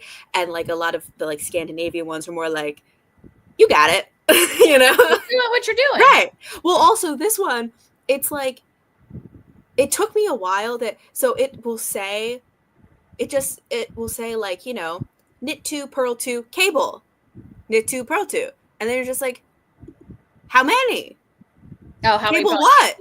Yeah, you know. And eventually I realized that there was a place like way at the beginning in like the legend when they have like abbreviations that they explained that how many stitches to cable, but it was so like everything is just much more concise in a way that can be a little confusing if you're not used to it. Yeah, this is also sort of confirming for me that I might not vibe with that style of pattern writing, because that sounds a bit stressful. Like, not obviously it works for a lot of people or they wouldn't do it that way, but it's like, I guess I just don't like having that many places where I have to interpret something, because that makes me nervous. That makes me feel like I'm creating all these opportunities for myself to misunderstand. Yeah, but like the last sweater that I did that did involve some like cabling techniques, although it wasn't like cables like these, I think that one was originally written in English and the pattern writer wrote out like every single row was written out explicitly. There was nothing that was like, remember, we did just like do what you did before, you know? Okay. So I think what you were saying makes the most sense to me as well. So it's like you're repeating the previous row 9 times, and then after those 9 times, you are doing the most recent cable row. Right, which this is the thing, is I think normally the way that they would write this is that they would say like, well, they would number the rows and they would say like, just do like row 3 and row 4 again. But instead of doing that, they're writing it in this confusing way.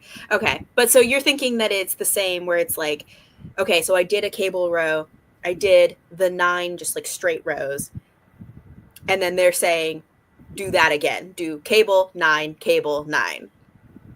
I think so. The thing that's like a little confusing to me, well, several things, but like when they say the latest row with cable, it's like, I mean, the previous row. Like, why wouldn't they just say the previous row?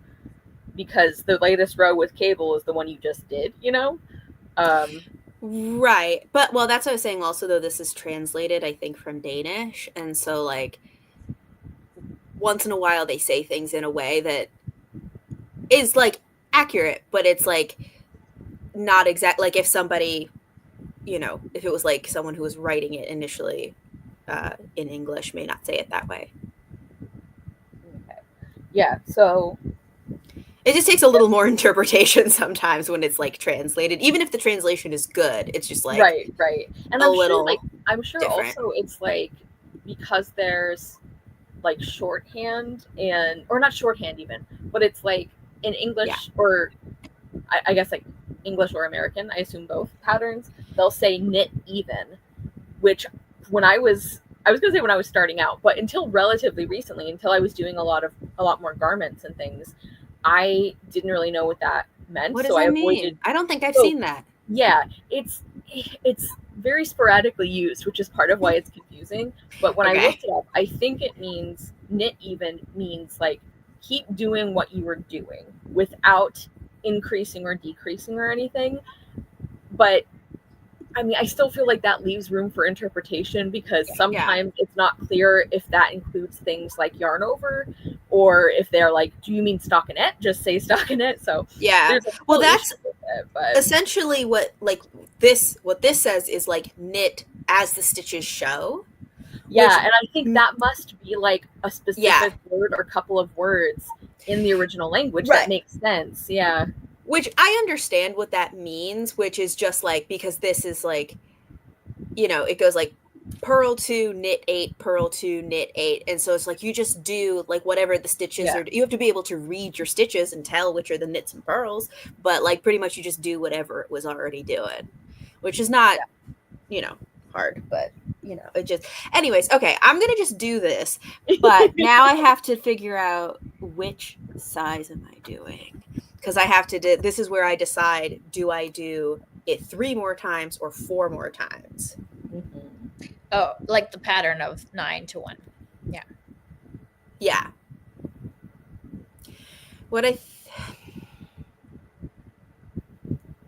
think what I'm going to do is I might do the smaller size in the shoulders, and then when I get to the for like the yoke, and then when I get to the body, do the larger size for the body so that it's not so oversized in the shoulders. Mm-hmm. And then we're going to hope that I'm not bad at my decisions.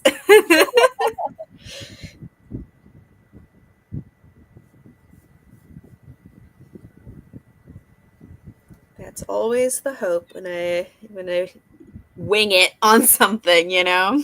Yeah. I mean, not even winging it, because it's like, it is, you do have to make the size decisions, you know?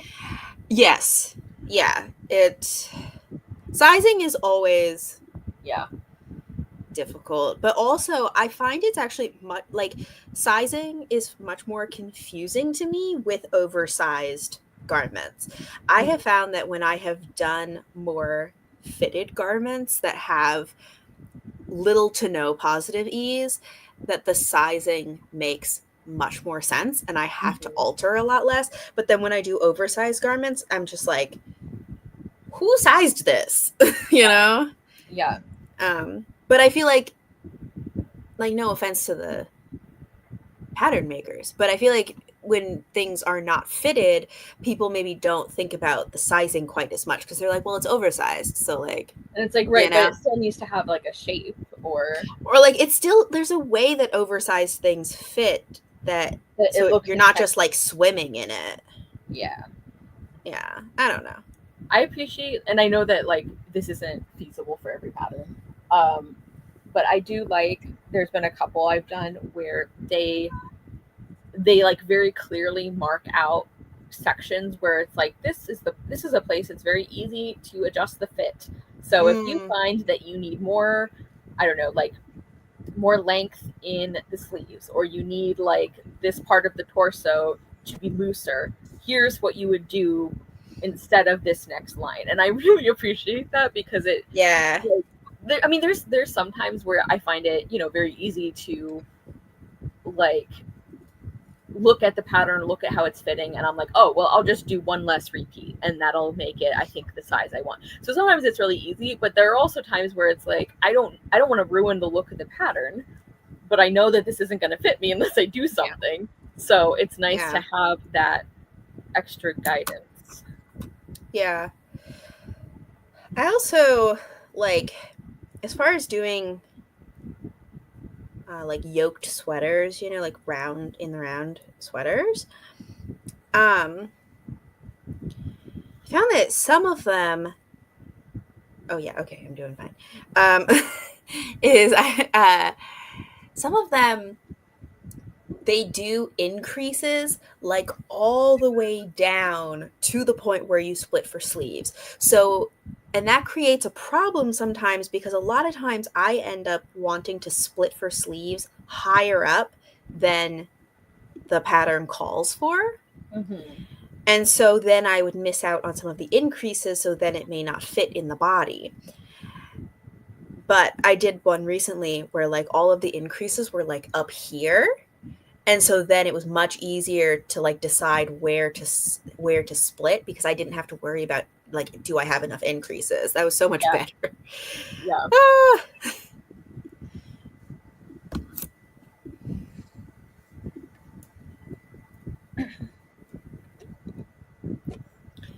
I need to get an actual cable needle. I'm just using a double pointed needle right now, and I don't like it.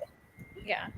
I did like the Ridget. I have like a cable needle ridges. I tried both because I feel like I'm always panicked it's just going to go flying off, and there's no like Ridget. Mm-hmm. Yeah. I really like the ones that they always make me think of like shepherd's crooks, you know, they're like hooked. I like the hooked ones. I really like that because it makes it so easy to like slide the straight part in to the stitches and then just hook them off. And it like keeps them all together, and it makes it, I feel, a lot less like, I think it's also, I also think it's a lot less fiddly when you're knitting the other ones, because it goes down instead of straight out.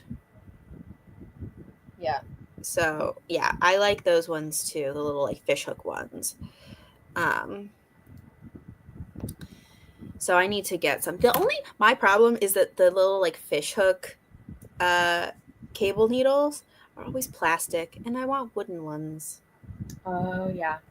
I'm too picky about them. Like, it doesn't really matter, but I want pretty wooden ones.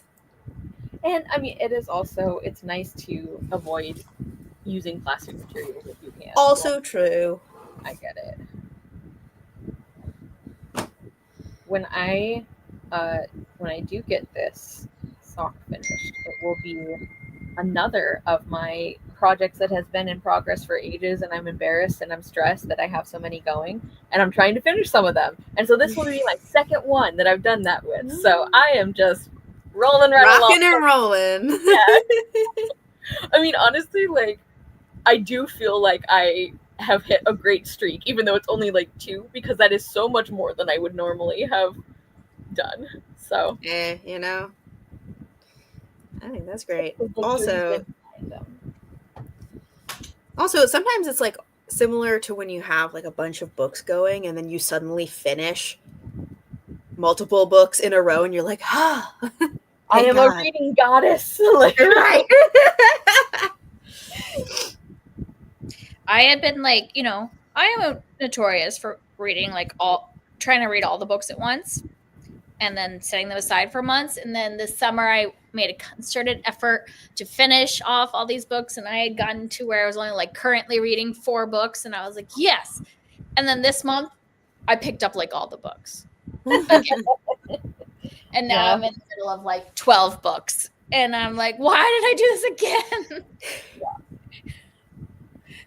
It keeps happening. Okay. I'm like sitting in the same position for too long. I'm sitting like cross-legged on the floor, so if you don't move around, it gets uncomfortable. Mm-hmm. I thought my family was here, but it was a delivery. And I'm like, it's Sunday. Why are they delivering on Sunday? Yeah. I think, like, it's not the post office. It must be like, I don't know. Somebody's delivering on Sunday. Like,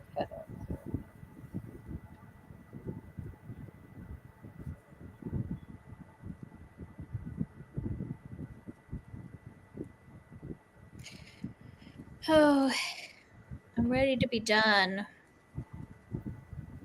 With the headband? Yes. I only have 2 inches left of the like 7 inches though. That's Get- awesome. That's Yeah. awesome. We believe in you. Yeah. There was part of me that was like, maybe I should just make it one layer because you're supposed to fold it in half, you know, and then sew it off. But I was like, well, maybe I should just make it one layer. And then I'm like, I live in a place that is below 0 more than once, you know, like in the winter. So Yeah, I'll just do that layer.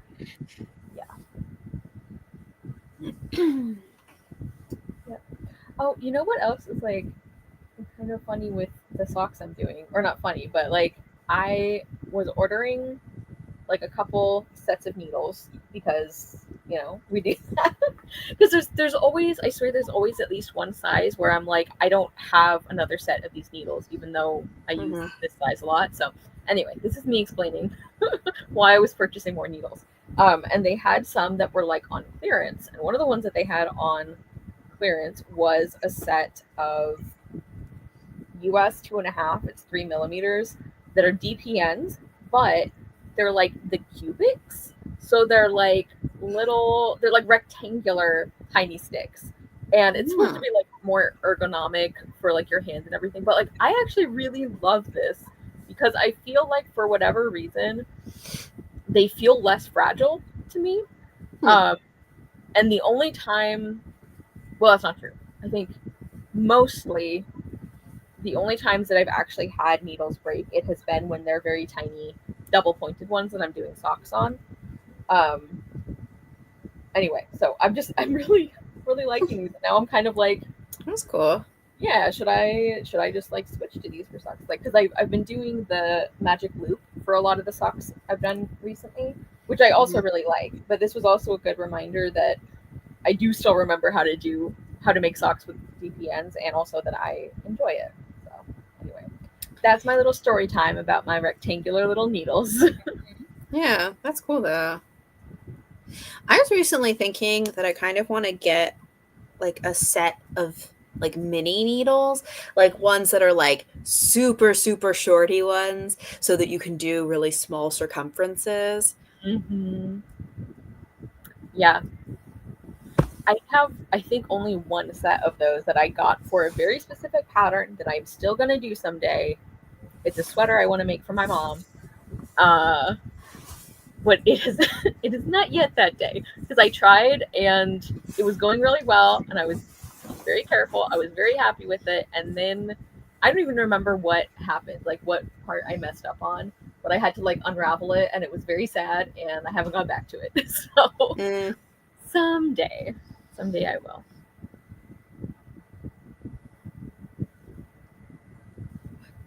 Okay.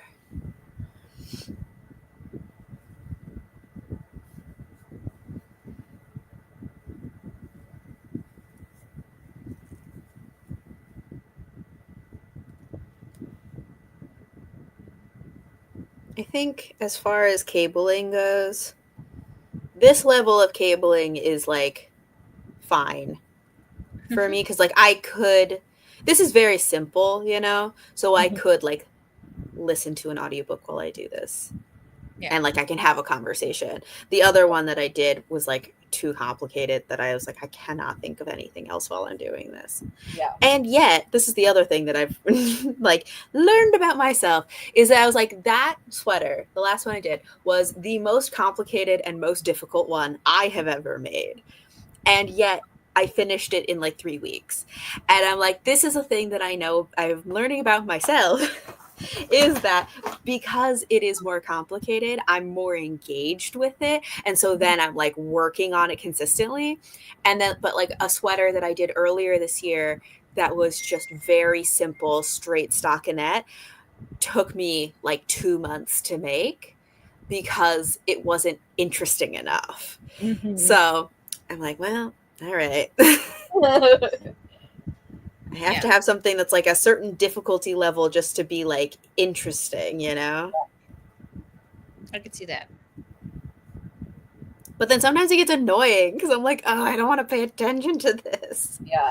Yeah, it's like I think that's ideally that's one of the benefits of having at least a couple projects going is you can kind of have like a chill one and a really engaging one, but Yeah. it never seems to balance out that way for me, which is evidenced by the fact that in almost every single craft sprint we've done, I'm like, this is not a good project to work on for a sprint, or like, I don't have a good project to work on for a sprint. So Yeah. I usually try to like be at a certain point in the project before we do the sprints so that I'm at a point where I can just kind of like do whatever. Yeah. Sorry, that didn't really make sense, but as a sentence, but I just realized I did something wrong. Okay, there we go. We're good. It makes sense to me. So Okay. Sometimes, it's like sometimes like I keep talking to finish the sentence, but I started thinking about something else. so you're just finishing it on autopilot. Yeah. Totally.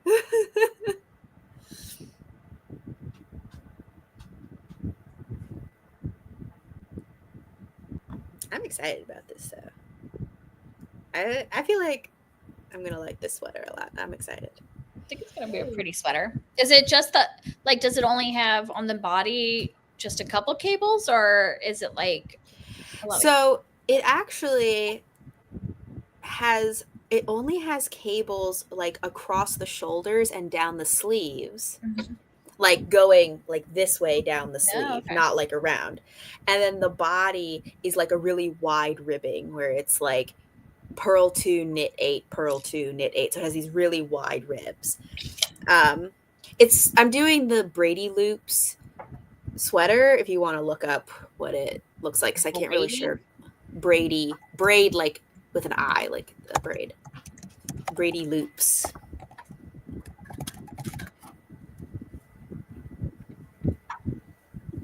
Oh, that's pretty. So are you doing the sleeves right now? Or are you doing I'm doing the saddle shoulders. Okay. I'm doing like across the shoulders to like set up the like cables that go across the shoulder. Yeah. I don't know if that makes sense. Yeah, no, I'm gonna look up what a saddle shoulder is. Yeah, I bought this pattern months ago, read the pattern, and was like, I have no idea what's happening. And then like every few weeks I would read the pattern again to be like, do I understand the pattern yet? Yeah. And then I watched a few videos about it, and someone said, but like obviously they don't tell you how it works, because that would be like telling you the whole pattern. But someone said saddle shoulder, and then I was like, I know I've heard of a saddle shoulder, but I don't know what that is. So then I looked up saddle shoulder and I was like, this makes so much more sense now. I understand. Yeah. And I see what you mean about this being like it definitely looks oversized. Yeah.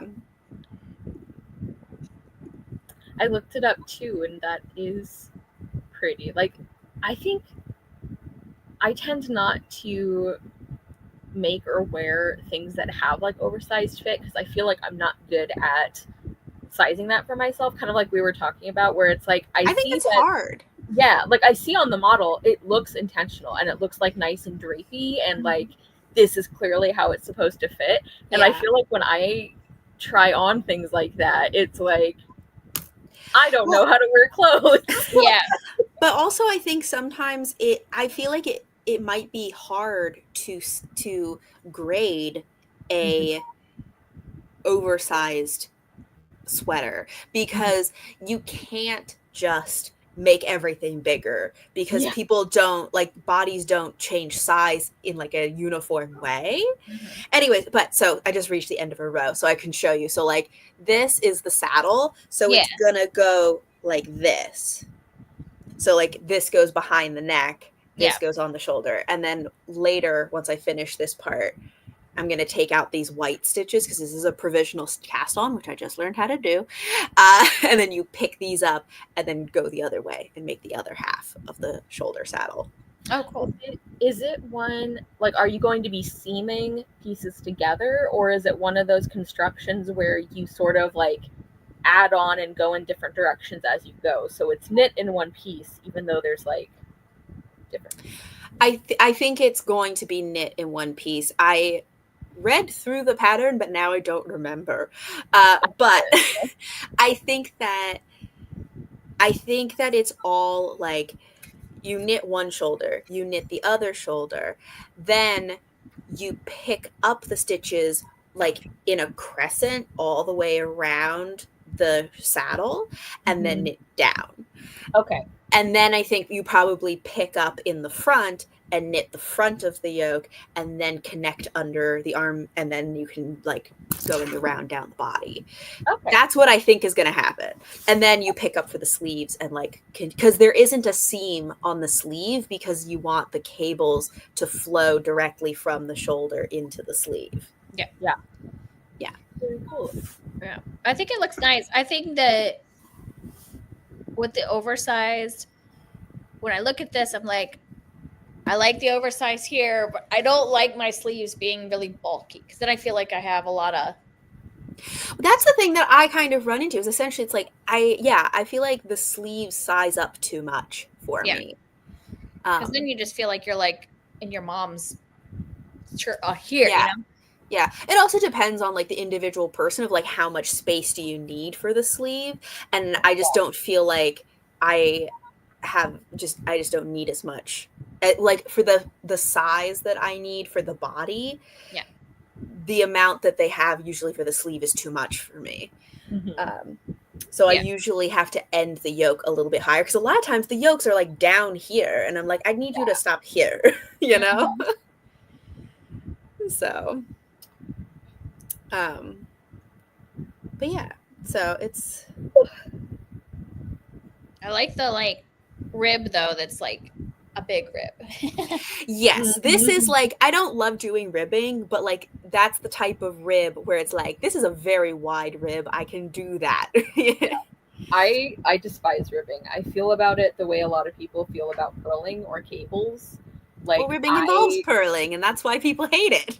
But the thing I hate about ribbing, though, it's not the purls. It's the back and forth between the knit and purls. Because I feel like it is monotonous and boring, but it's not something that I personally can get into a rhythm with as easily as just knitting or just purling. So, like, the switching back and forth drives me bonkers. Like, I can't really explain why it has such an effect on me. But, yeah, not a fan of ribbing, but it is a very necessary part of construction. So... yeah. I just gotta suck it up and do it, but I hate it. What is that called? Is that called seed stitch, where a whole thing is? Yeah. My sister-in-law loves that stitch, and she makes the majority of her stuff with seed stitch, and she can do it like so fast. I'm like, how are you going back and forth like the thread, you know, like to the back, to the front, to the back, to the front? I'm like, I can't do that. Yeah. Actually, one of the other long-term projects, which I need to get back on because I'm so close to being done and I'm so excited to wear it and I think it's going to be beautiful, but I need to not like forget what I was doing. But it actually has some bands of seed stitch on like the sleeves and the hem. And because it is a very concentrated area, it was like fine and it felt like interesting. Hi, Giselle. Giselle said, did you like the last 2 Immortals books by Tamora Pierce? I did, yes. Yeah, there was like a relationship that I was sort of like prepared for, and I don't think I don't feel like the power dynamic is like as weird as I have seen in other ones, but I totally get why it would put people off the series, but I also just really like the characters, so I'm like, Problematic faves. I think I know which is it like the main relationship. Yes. Yeah. So when I read that series as a kid, I was obsessed with that was one of my favorite like romances in all of the series. Yes. Reading it again as an adult, because I reread all of the books like last year, 2 years ago, I was like, oh, that's not good. But also, I love them, and I'm just gonna pretend it's not a problem. Yeah. I like still have to read- sometimes. But Yeah. Oh no, go ahead. I was gonna say I still have to read the last one, which is when I think the romance really happens. Because I still have to read A Realm of the Gods or whatever. Yeah. Years ago, I saw someone do a video that I was like, oh, I need to do this, which is like books I'm a hypocrite about. Ooh, that's a good topic. I know. Where's like things where I'm like, I will complain day and night about books that have this trope, but there's a book that I like that has this trope. But I am a dirty liar, and here is and here's the exception. I honestly like, okay, in addition to just being like a fun and interesting topic, I also feel like that's a really important thing to be self-aware about. Like, I think we all have inconsistencies like that, and rather than pretend we don't, I think it's good to be like, just to be clear, I criticize this all the time, but also I'm a liar. Like, you know, I'm a hypocrite. I can't remember if it was Leanne's Library who did that, or if it was Murphy Napier. It was one of them did it like years ago, and I was like, that's such a good idea.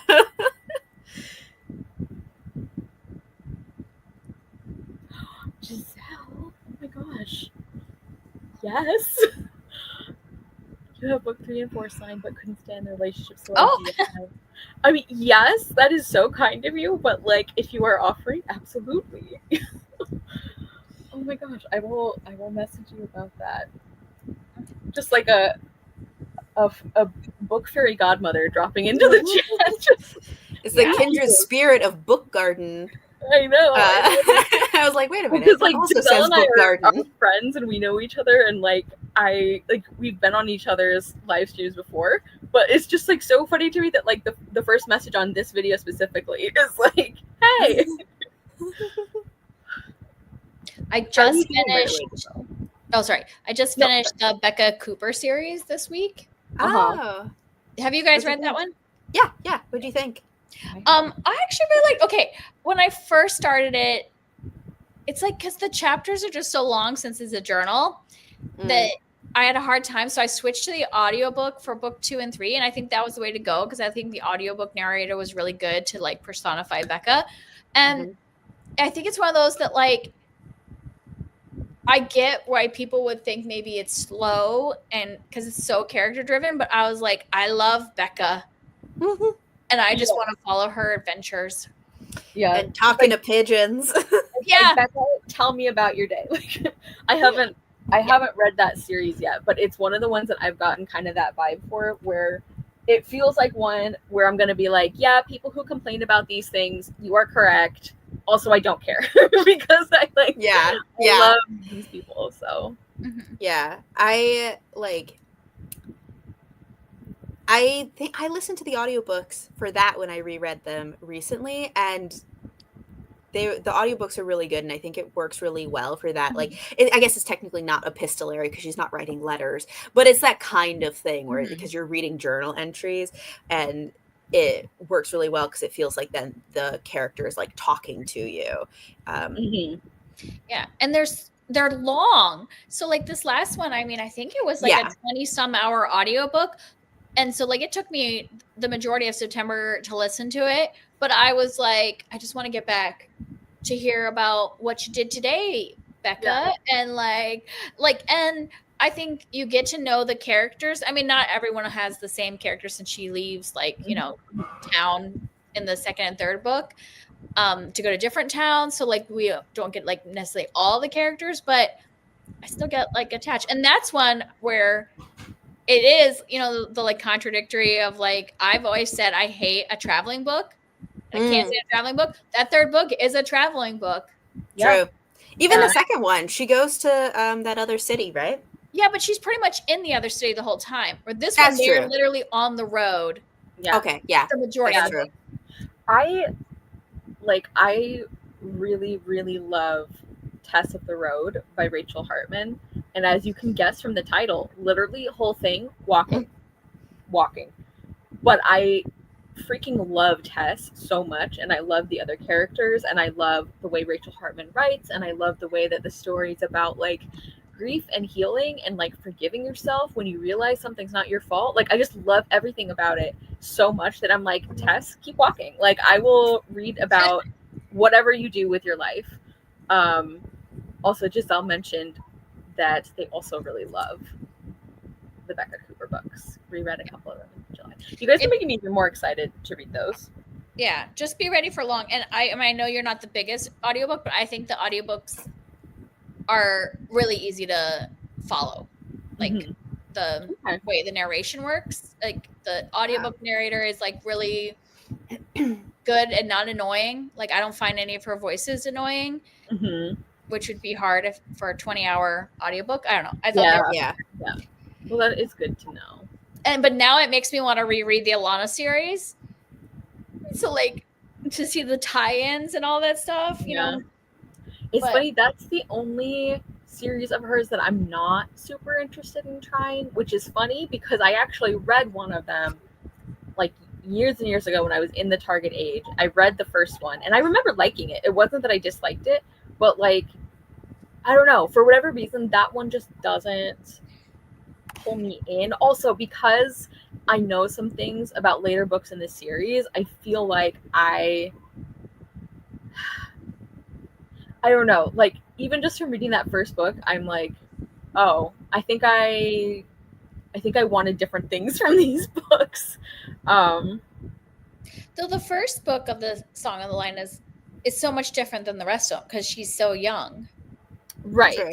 And I know that's one of the things that people like really love about those books, but I think some of the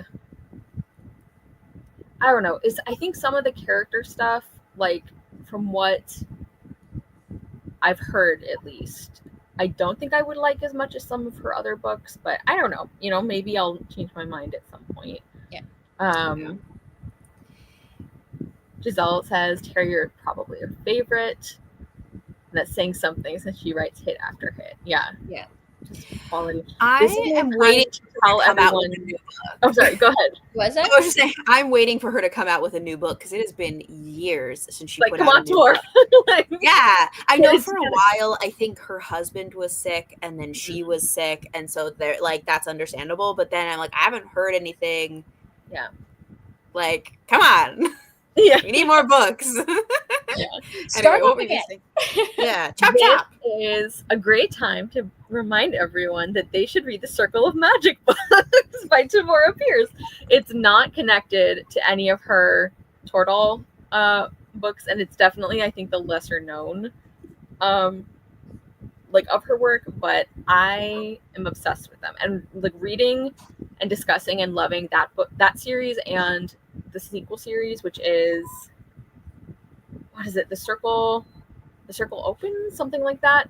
That is actually what like made me like remember that I was really interested in reading more from Tamora Pierce. Have you ever read what's her name? Meredith Ann Pierce? Yes.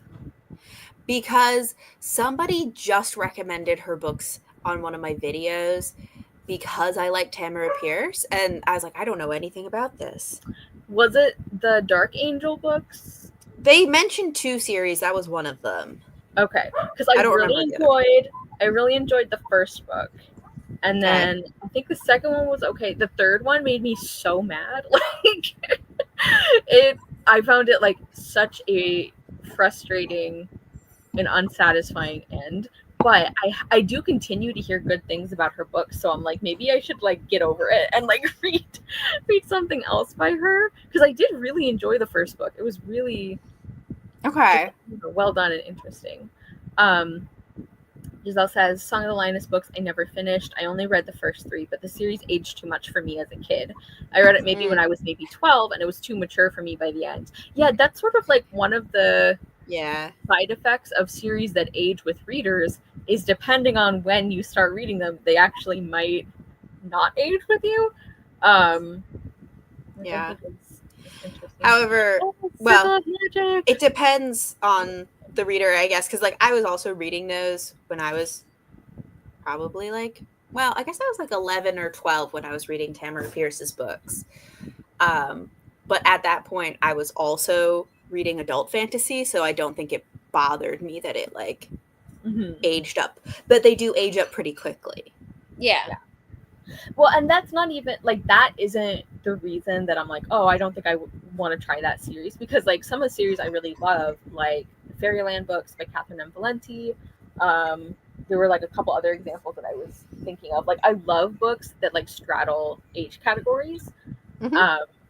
Like especially like series that like over time do that, and just for whatever reason, I think it's like the character stuff is just being like reading fantasy for so long, you sort of like naturally hear things about some authors' books, and so I'm not calling it a spoiler. It's nobody's fault, but there are things that I know for certain characters and like plot things in the series that I'm like, I just don't think, like I get the feeling that I wanted other things to happen, and maybe that's silly because I haven't read them, but that's the way it feels, at least. Yeah. Well, and I think it's hard for me to recommend them to like my daughter. She loves to just, if she starts a series, she wants to read the whole series. So I can't recommend some of these ones that age up, because especially ones that have any kind of romance, because she doesn't like romance. So then if it's going to age up to the point where they're going to get like married or something, she's going to have like no interest in that, you know. Yeah. Well, they will be there for her if and when she decides that she does want to. Maybe in high school. Yeah. Right now she's listening to the Alone now I have the Holmes books. Enola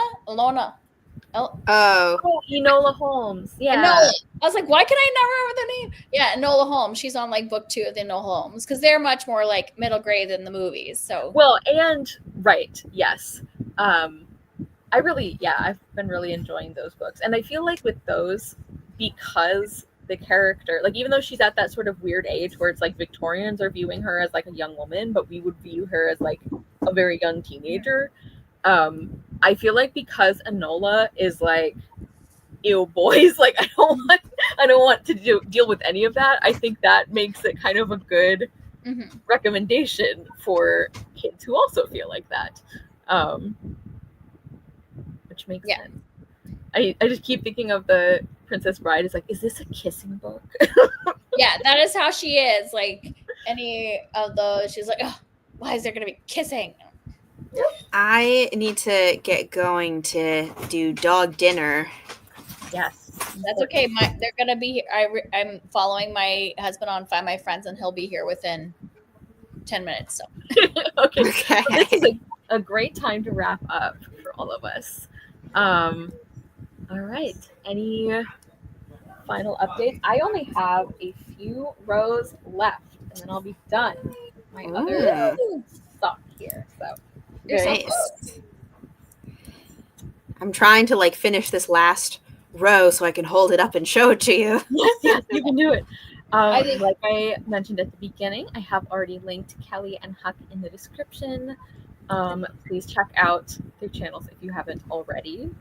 I'm trying to think of. I've also been posting on Instagram more recently, so nice. Yeah, and okay, 2 more stitches. Okay, you can do it. You can do it. As I'm like feeling this, I'm like, it's so nice. I want one for myself, and I have to remind myself, I'm hating the process of making it. You're like, ta-da! It's so pretty. Oh, this is where I am. I started like here, so you know that's the thing about doing something small is like it feels like, oh, I did all of this, you know. So this is where I'm at. That's exciting. Very. Yeah, good progress. thanks everyone who joined us. Thanks for those of you who watch this back later. Thank you as always, Huck and Kelly, for hanging out and crafting and chatting. Thank you for hosting. Yeah, this is one of my favorite things to do. Like, it brightens my month. Yeah, anything to add? Nope.